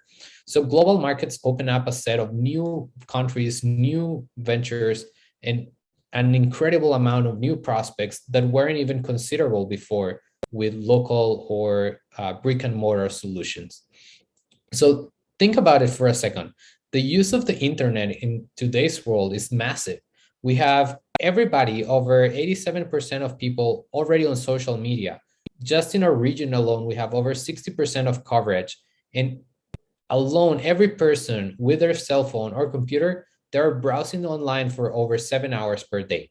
That's almost the same time that you spend on a normal business day, working at your company or somebody at their day job. It's almost half of their day spent online browsing, researching, and exposed to our online advertisement. So it is time to take advantage of this and avoid leaving funds on the table just because we weren't available online. So that said, we have spoken about being online, selling on e-commerce, doing digital transformation. But how can we do it? Like, not all businesses are suitable for a web store, or not all persons are comfortable with having that window open 24/7. So there are actually a couple of different business models that you can follow, either to start or to grow your business. So the first one is web stores. This is the traditional side of e-commerce, where you have your own URL or your own address online. Customers can come, browse about your company, your FAQ pages, see your different product offerings, choose between them, add them to a cart, quote for shipping, and then complete payment with their credit or debit card. That's the traditional e-commerce. And nowadays, it's even easier than ever to have your own personal e-commerce. Don't get confused with marketplaces, because those are a whole different scenario. And they tend to have a little issues for companies that are starting up. So SMEs, it's very easy to get on a marketplace, but the overall and the long run game, it's not actually the best solution for you, because you lose control on your customers' data, on your platform, on your branding, and on how your product is being represented. On the other side, we have payment buttons. So payment buttons are usually known as kind of like links that you share and you get paid. But there are way more advanced options with payment buttons that don't require any coding or clicking or anything. They are completely built out and automatically, as you can explore more on Figaro's offering and many other providers. So payment button is an easy way for you to get started with no coding, no website, minimal maintenance, to accept payments pretty much anywhere, either in-store, over the phone, over your social media, on Instagram, Facebook, WhatsApp, or pretty much anywhere online. If you have an existing website, a blog, and you don't want to go through the development cost of implementing e-commerce, integrating with your bank, going through a gateway, and all that development costs and complexities that come around it, even security side are concerns there. Payment buttons are an easy way that you just copy and paste a line, or you do a few lines of code, very easy to implement it, for example, in a WooCommerce scenario, and you have your full e-commerce capabilities to accept payments, quote for shipping, and allow your customers to have that real-time experience and security for online transactions. So depending on which model that you want to go, the steps are pretty much similar. The difference is going to be where you implement it. If you do advertisement directly to your payment button, or if you want people to browse your website and then let the website do the sales process for you. So when you are transforming your business into e-commerce, my advice and the best projections we have seen from customers throughout the region is to start using social network and WhatsApp to promote it. So all of our customers are already talking with us on WhatsApp or social media. We are all invested in social media heavily, searching our friends, looking and sharing things of our day-to-day. So start using social media to transform your business. Let them know, let your followers know that you have now online payment capabilities on your website, on your Facebook, or even on your store. And make this a way of transmitting that message of exposing on a control environment that you are able to accept payments. A very important tip is that sudden changes are not always the best strategy. So it is important to go little by little when transitioning from your brick and mortar store to a digital e-commerce business. You don't want to abruptly stop accepting local domestic payments or local payments in your store. You want to transition little by little. You want to explain your existing customers, your loyal ones, that you are now offering a new and better experience for payments, so they don't have to come all over to your store, or that they don't have to go over their online banking, do an ACH or a wire transfer, wait for the funds to settle and all that process. Now they're able to do it online via email, via WhatsApp, via Facebook, or in your web store, and accept payments.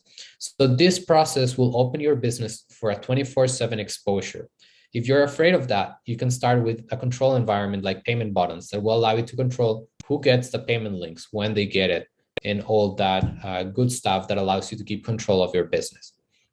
So if, as most of you are ready based on the poll we saw earlier, then it means that you are ready to stop missing business opportunities. So studies from Visa show that not allowing customers to pay by card wherever they are browsing, be it your social media, your website, or in-store, will make you lose sales, especially in the Caribbean, where customers are coming from Canada, China, the US. They're already used to paying with their card anywhere. And when it is not accepted, for them, it's troubling. It creates concern and it breaks the trust that they have created with your business. So accepting online payments is great. And it's even better if you can do it anywhere that your business has an outlet, from your e-commerce website to your social commerce on Facebook, Instagram, WhatsApp, LinkedIn, or anywhere you want, all the way to the invoices you send to your customers, either B2B or B2C. So allowing your customers to complete payment instantly, anywhere they are, anywhere in the world, at any time, will help your business grow. It will help secure cash flow for recurring invoices or for loyal customers with discount coupons and all other attraction methods that are available out there, and will help you drive a healthier business forward. If you're looking for online stores, then building an online store will be the first step. The best advice is not to rush on thinking that you're going to be building an Amazon from the night. So you got to start small based on your resources. There are tools like Figaro that offer Figaro shops or web store builders that will help you get kickstarted in minutes. So it will remove all the necessity of getting worried about security, so PCI coverage, of implementing server infrastructure, redundancies, backups, and all those complexities and technical nightmares that most people don't want to dive their hands into. Platforms like Figaro will solve this for you. So they will allow you to start in a few minutes, select how you want your template or your website to look, upload your logo, your text, your products, and get the process all the way through your door. As Quinn was mentioning before, a really important thing of digital transformation for your business is making sure that the software or softwares that you hire reduce the amount of work that you have to do daily or for the different tasks. And most softwares are usually focused on helping you either on your business end or on your front end. But tools like Figaro will help you mix both of your worlds. So it will help you not only present your website to your customer and have that all automated with the shipping with DHL, for example, or accepting payments with your local bank. But it will also automate all your back office information. So for example, keeping your inventory up to date, creating a new record for your customers, sending out the invoice, logging in your expenses. So make sure that whatever tool you are going to be choosing from has a different automation and infrastructure to help you succeed and remove all those hassles. As an entrepreneur, I'm pretty aware of those daily tasks that you feel like a burden, that you don't want to do them. You want to focus on your business, on what you love doing. So try to find the right platform that will help you remove those burdens while at the same time becoming your business more compliant, more formal, and more automated, so that your customers get the best experience and that you can take out as much as possible from your business and the tools that you are paying for. In terms of security, so what do you need to look out whenever you are hiring a developer, a marketing agency that will create your website or recommend a solution, or hire a platform like Figaro? So the first thing you need to look for is if they are PCI DSS compliant. PCI is the payment card industry standard for establishing how to handle payment card transactions online, in store, and any crossbreed that there is around there, like apps and all of that. So PCI establishes the security protocols, the minimum requirements, and the best practices that the platform needs to implement to make sure it is secure for both you and your customer. Second, make sure that if it's available, you can request 3D secure authentication services. This is not a service that a platform like Figaro offers, even though it is included on the platforms. This is not part of your gateway or whatever platform you choose. This is a system managed by Visa and MasterCard to make sure that your client who is purchasing online, who you cannot see, is actually that client. So this is pretty much a challenge. Sometimes it can be to answer a few questions. Sometimes it could be a token sent to your email. Other times it could be to call your bank and authorize the transaction. This is a security measurement that will help you make sure that you're receiving the funds and that there won't be a chargeback. Chargebacks are when your customer complains that they didn't make the purchase and the bank takes away the funds from your account. So 3D Secure is a great tool that is kind of like an insurance that will make a liability shift from your business to the bank that issued the card of your customer. So this way will ensure and increase the security of your website and make sure that anybody doing a payment with a card is actually the card holder and the card owner. And number 3, make sure that all communications are SSL or HTTPS encrypted. This is going to ensure that all transaction is secure and is only readable by you, whoever is viewing the system, and the platform that is receiving it on the other end. So this will avoid your card information, your personal information like billing or shipping information to being exposed online, and will make sure that the communication is being encrypted and secure between both parties involved. Lastly, so let's look about the difference between payment buttons and web stores. I know this can be confusing, but in general and very simple, a payment button is kind of like a micro website that is going to allow for just a checkout experience with some features. So you're going to be able to select one or more of the same item or pay just for an invoice or only send out a payment amount. For example, charity runs that have been done around the Caribbean for churches and organizations. Payment buttons within Figaro are very different, so they allow logistics integrations. Some other options might not offer logistics integration, but might include kind of like a fee or taxes or shipping. So make sure that you know what you are needing for your business. They will be less customizable. So there will only be the item description or whatever it's being sold. There won't be a description about your business or other things like that. It is good for both goods, services, and digital goods. It will work both with your local bank, PayPal, or a mix of both. And it will also have to include so that it is compliant with your bank and the card industry standards with your contact information, terms, and privacy policies. Whereas on the other side, a web store is a more robust tool. So this will bring a shopping cart where you can include multiple types of items, their quantities, and add them to a cart for a later checkout. They'll bring logistics integration so that you can quote for shipment to their customer house anywhere in the world, or for pickup in store or curbside pickup or any offering that you're planning to offer. It's going to have more sections and information. So for example, frequently asked questions about my company, shipping policies, or even watching instructions in case of, for example, clothing on some usable items. Web stores as well can be connected to your local bank, PayPal, or any international bank that you can work with. And they're going to be able to provide more features like contact us form, embedding YouTube videos, or any other available feature within the platform you select. So how can you go from choosing which platform to use to what kind of business model you're going to be using to actually hitting the road? So to launch a successful e-commerce business, you're going to make sure to cross these tips. The first one is that you only want to use high quality photos.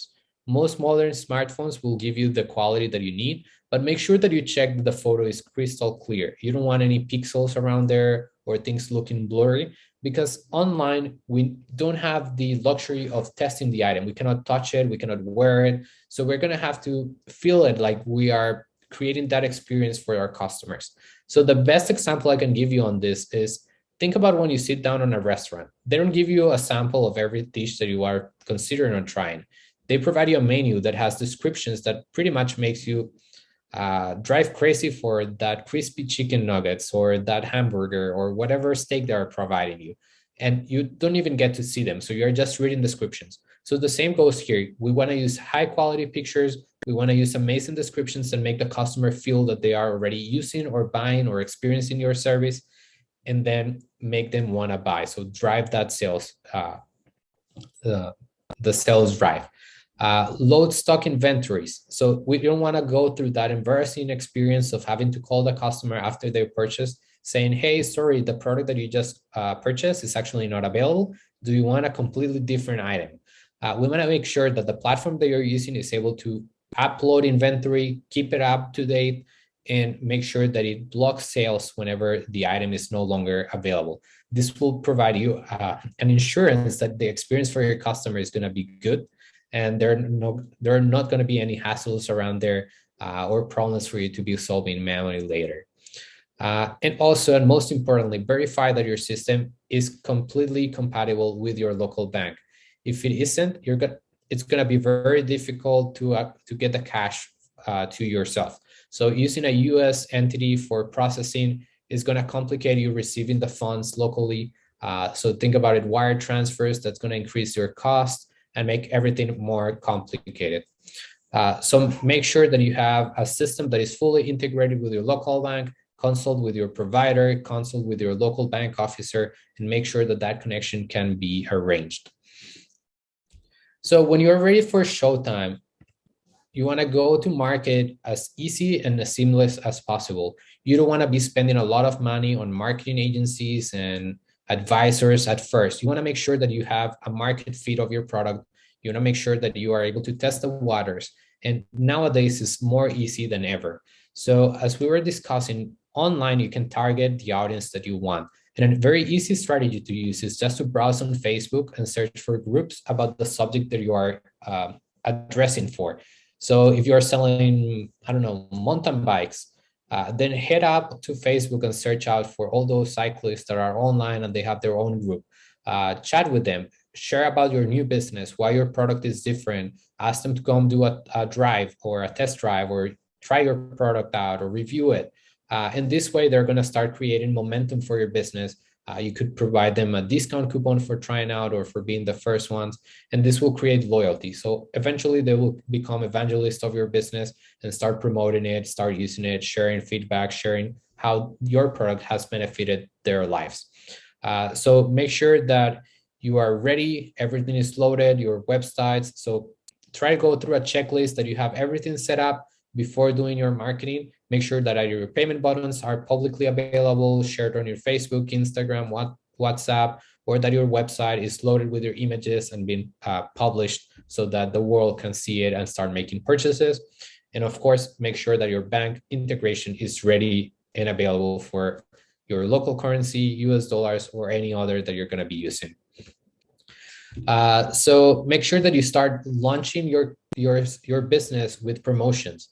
people are susceptible to offers. They want to be gaining something from purchasing from you.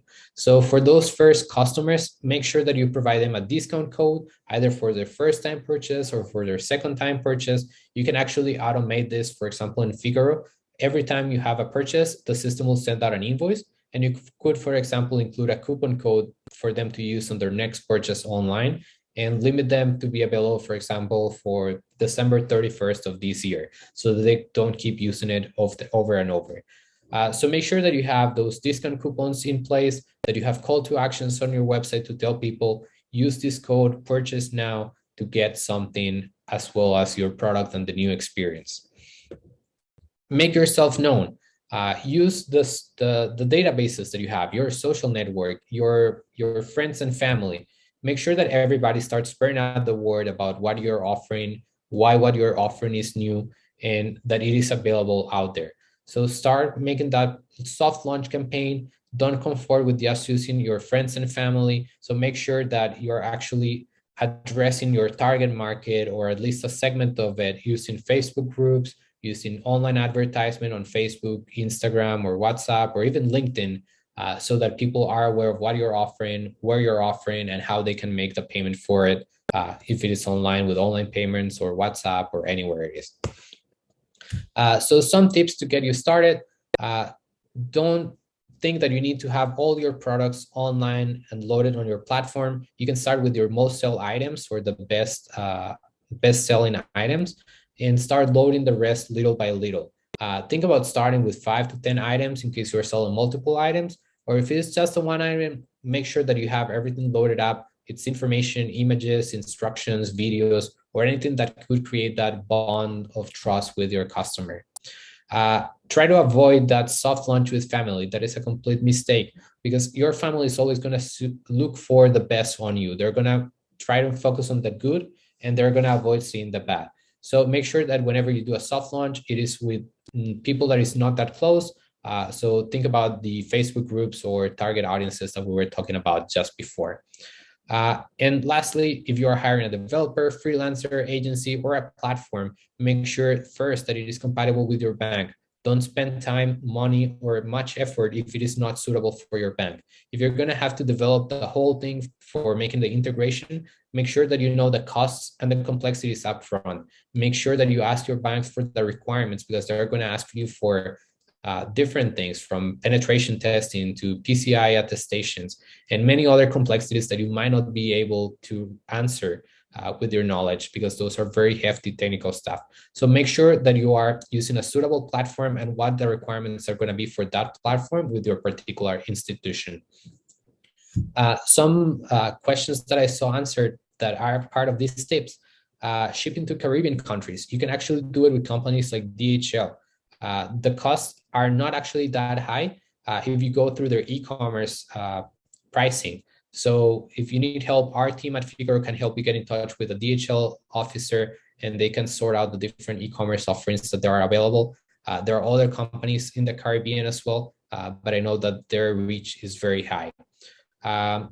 Customers are reluctant to use technology, yes, but e-commerce has been growing, and people are more and more acquainted to what they are gaining by using e-commerce. It is not just the capabilities of being able to purchase online any time of day they want, but it's also all the benefits that they're going to get through their bank, either cashback, points, or all the benefits on security. So there is a lot of things to keep in mind. So make sure that you start little by little and you iterate over whatever you have done. If you launch a payment button, make sure that you iterate over its description based on your customers' feedback. If you launched a website, make sure that you change the images from here and there, and make sure to see which ones are the most successful ones. Ask your customers which one they like, what attracted them to your website, what made them make the purchase description, and all of that. And if needed from our side on Figaro, you're going to be able to get assistance with our Figaro Academy. We have free courses available on how to do marketing for e-commerce, how to transform your business, or you can even contact our support team in case you are wondering and need help with how to get started, how to reach your local bank, or how to get your business really online. So that's it from my side. Happy to invite you all to try out Figaro if you haven't, with 14 days for free. And for the three best micro pitches, we will be going and providing 2 months free of our service, so that you can drive your business towards e-commerce and enjoy all the benefits that this has. So thank you very much, everybody, for sharing with me today, and I hope this has been helpful. Thank you very much, Ariel, for a very informative presentation. I hope you'll be able to stay to answer a few questions. If you will look in the chat, please, everyone, there is a link now where you can enter your email. This will also be posted on a slide at the end. Actually, maybe Lucy, do you want to put up the slide while we go through the Q&A, because people will be able to, enter their email address whilst they're also listening to the questions. I will put it now. Yeah. Thank you. Right now. So I hope everyone is inspired. It sounds like we have inspired some people to go further in their digitalization process and their online sales. If we can answer a few questions, Quinn and Ariel, one of the questions we had was, for instance, what kind of metrics can be generated by Figaro through the platform? If you could say a few words about that, please. Thank you, Flores. So there's a lot of metrics that you can generate. So from internally on the platform, you're going to get, let's call them business metrics, right? So how much you have invoiced this month versus the previous or the month before that, how many payments you have received on overall. You're going to get accounting reports and per customer reports and promotional usage and all of that. But aside from that, if you're using, for example, Figaro Shops, which is our web store solution, you can actually implement there either HubSpot's tracking code, Google Analytics, Adobe Analytics, or many other tools very easily with just copy and pasting a line. And that is actually going to render you a whole lot of different details, from demographics to usage, to heat maps, to even usage on live chats and connecting you with live QA assistants. So the metrics are pretty much endless. It really depends on what the business needs and what they want to implement. Thank you. By the way, everyone, there is a Q&A section, which you might see at the bottom of your screen.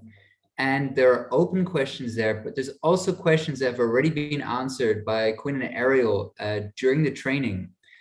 I recommend you browse through those as well, because there were some very pertinent questions, for example, about what kind of CRM tools can be recommended, about point of sale, cash registers with accounting software incorporated.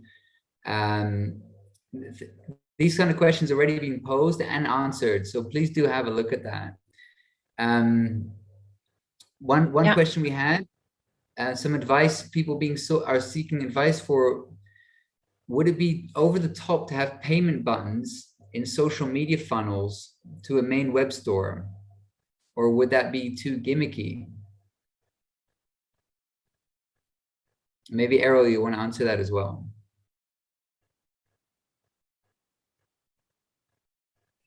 Sorry, I wasn't clear on the question.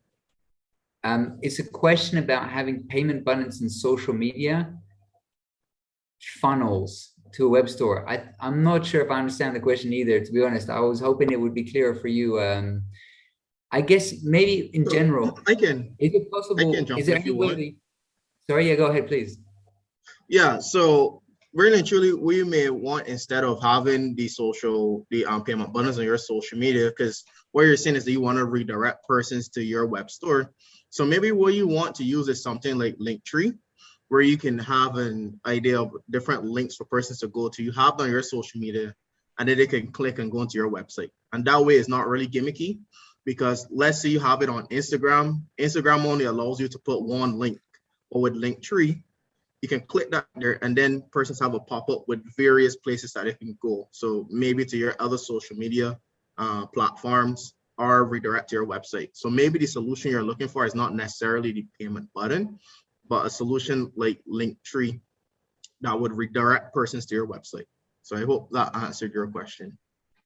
It does indeed. We've already had the feedback. Perfect, Quinn, and thank you. Thank you. Maybe both of you quickly want to reflect, because For me, I don't have personally any experience with e-commerce, and you mentioned about the importance of integrating the platform you choose, making sure it's compatible with your bank. Does that mean that if we have the option of, say, WooCommerce or Shopify or Figaro, that we need to, I'm wondering if like my account manager in the bank will even understand, you know, if that's integrated or not. What should we look for? And is that information available also on the websites? Okay, so I guess I can start off, and then Ariel could add on the specific example of his company. But yes, typically on the website they have a list. So most of the common e-commerce platforms, they are integrated with 100 different types of payment systems. But of course, you know, in the Caribbean, you know, is very limited to the number of solutions that we can use. So one common one would be PayPal. But in some instances, persons are only able to send money via PayPal, not receive it. So the great news is that some commercial banks, they have development teams that can go and integrate the API, their payment gateway API, into your website. So for example, on WooCommerce, that'll be a lot easier because you can customize the website a lot more to integrate those payment gateways. So for example, I know First Caribbean does that for their clients that have e-commerce stores. So that's my take on it. You just have to communicate with your banks, and more than likely they have a physical API gateway that they could implement into your business.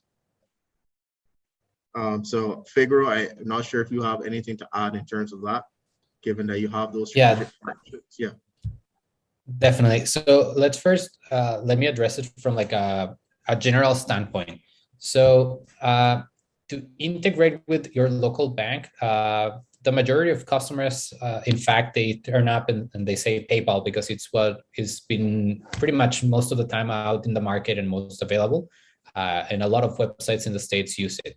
The complication there that you need to keep in mind is that PayPal does not allow you to bring out the funds from PayPal locally to your bank.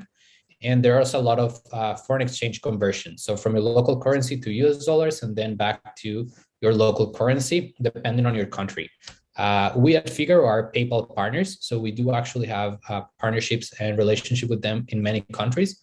But the Caribbean is actually not available on PayPal for bringing out the funds, with the exception of Jamaica, where you can get like a check from PayPal. But it might take a lot of time and it's post-mail, so I wouldn't recommend it personally. From the other side, we have the local banks. So pretty much all major banks throughout the Caribbean offer e-commerce services, and they're all integrated to Figaro. That means that you don't have to hire a plugin separately. That there are some available for platforms like WooCommerce, as Quinn was mentioned with the banks, where you have to hire and pay like a yearly fee for that integration alone. And you have to manage it and make sure that it is compatible with your updated version of whatever service you're using, which might not, and that can conflict. With Figaro, which is a different scenario, we actually work and partner with the banks directly. So we have a direct integration with them. Either your bank officer can set up an account with the bank and Figaro, or you can come to Figaro and we can actually direct you and introduce you to a specific merchant services officer for e-commerce. So this is going to make the process much smoother. They're going to provide you the exact documents that you need, instead of just going to a normal branch and they being like, hey, we don't know what e-commerce is. We don't offer that. That is kind of like the red tape you usually face as a customer, or that they tell you that you have to pay the security deposit that might not be necessary. So it is best if you route through the merchant services department or through a company like Figaro, that we can introduce you the proper service representatives at each bank in different countries. Brilliant. That's very good news indeed. And I'm sure a relief for the people that are struggling to find the right payment options for their businesses and going online and setting up e-commerce platforms. One other question we received is, with thanking you for the great presentations, the question was for Quinn. What has been your experience with SMEs in the Caribbean adopting these tools, considering the cost of subscription to these platforms, some of the ones that you mentioned? And we've discussed this briefly in the chat about different subscription options and freemium versions. But the question is like, I think the more powerful platforms probably do become more expensive, right? So what about the economies of scale, and what is the return on investment for the SMEs? Yeah, so from my experience, like I said, you kind of have to change your perspective on the cost, because a lot of these digital tools, they can actually replace you having to hire 1 or 2 persons, right? So immediately like that, instead of having to pay a salary for someone, you just have to pay a subscription. So that's one of the ways that you can start looking at the expense of the tool, because you may be saying, okay, when you start a scary business, maybe this tool becomes like 250 US a month, right? And you may be saying, okay, depending on which country you're in, like if you're in Barbados, that's $500, and like, whoa, I'm paying $500 for software. Like I was saying, this could replace you having to hire someone and pay even more money. So that's the way that you can start to look at these tools. And again, these tools are integrated, so it may not only cover the task for one person, but multiple persons. So the return on the investment is there, because immediately you start to reduce your labor costs immediately like that. And then also too, like I was saying, these also help you to identify opportunities and react faster to leads, right? Like I was saying, you know how much sales you could be losing because you don't see your Instagram DMs notifications, because you may not be the only person in your country that's offering this service or product. So they may message you on a couple other persons. And well, so another business responded before you and you lost that sale, right? So those are kind of things to think about. But generally, these tools, like we said, they have a freemium version, but then also they scale with your business.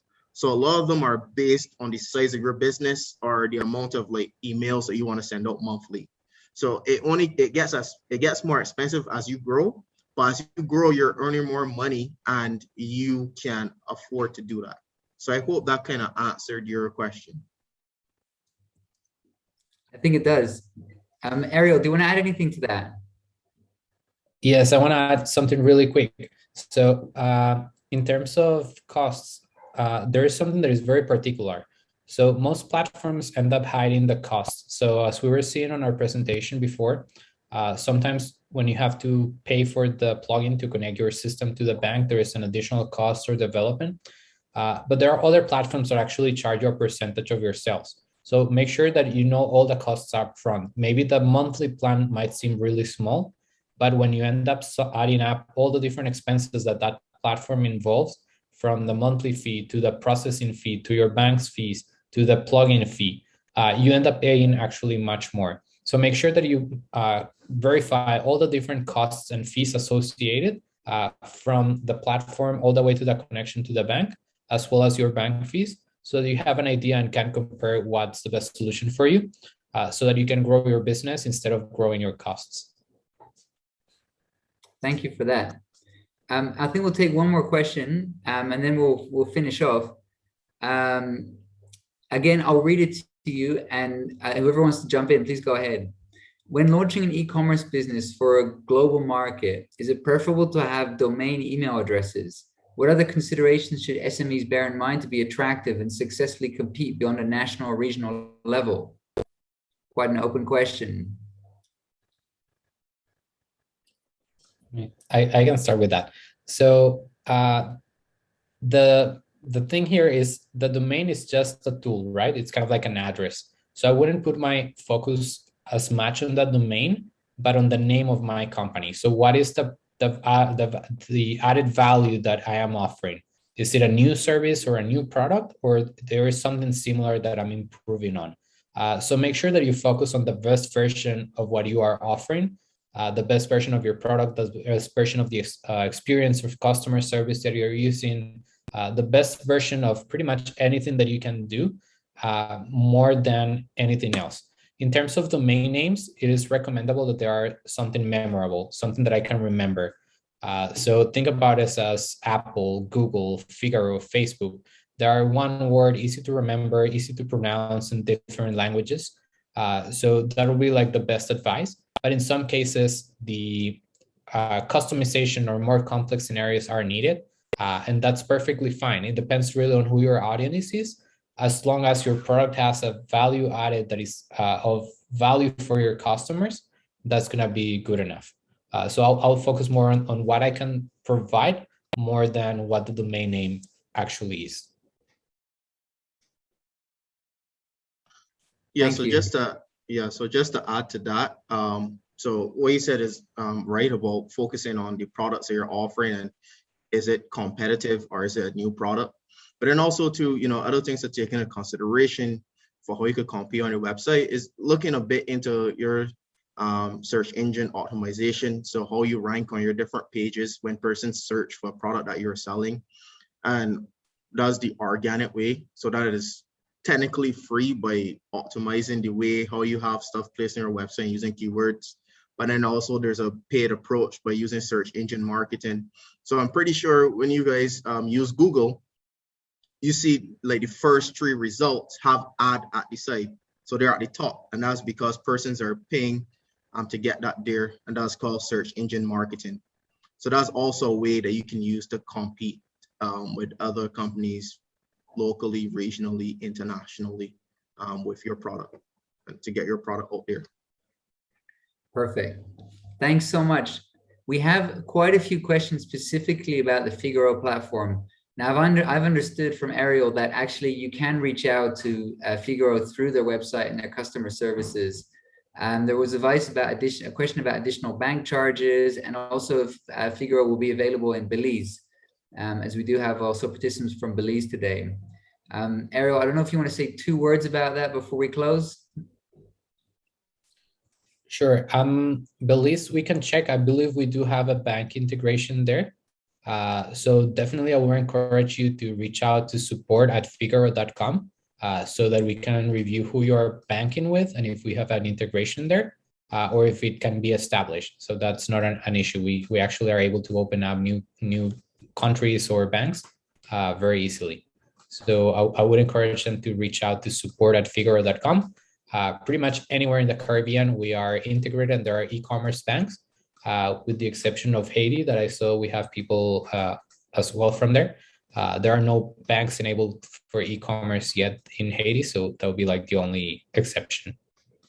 Thank you.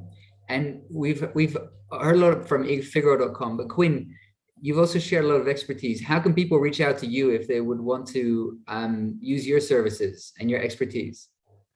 So the best way to reach out to me, I like to be personal with my customers, is to just shoot me an email at qweeks@infolytics.tech. So I'm actually going to type it in the chat now. And you guys can also share my contact information with the registrants. That's great. Please do. qweeks@infolytics.tech. That's in the chat box, everyone. So you can see that and copy that from there in case you also want to speak to Quinn after the session and use his services. It's been fantastic content tonight. Thank you so much for everyone for joining us. We hope it's been useful. I need to mention before we go that this is obviously not the last training. If you registered, you should be getting emails soon for a session on November the 11th in the morning.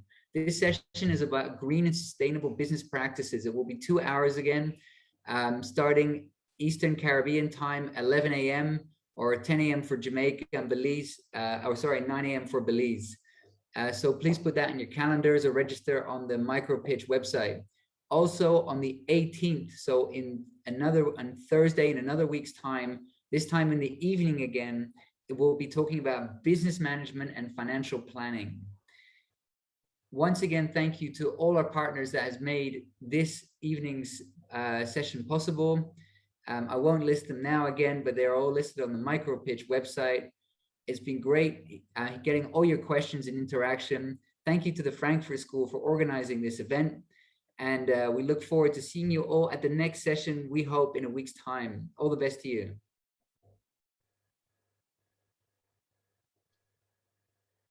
Bye, everyone. Have a good night. Hi, everyone. Thanks for the active participation also in the chat. What very great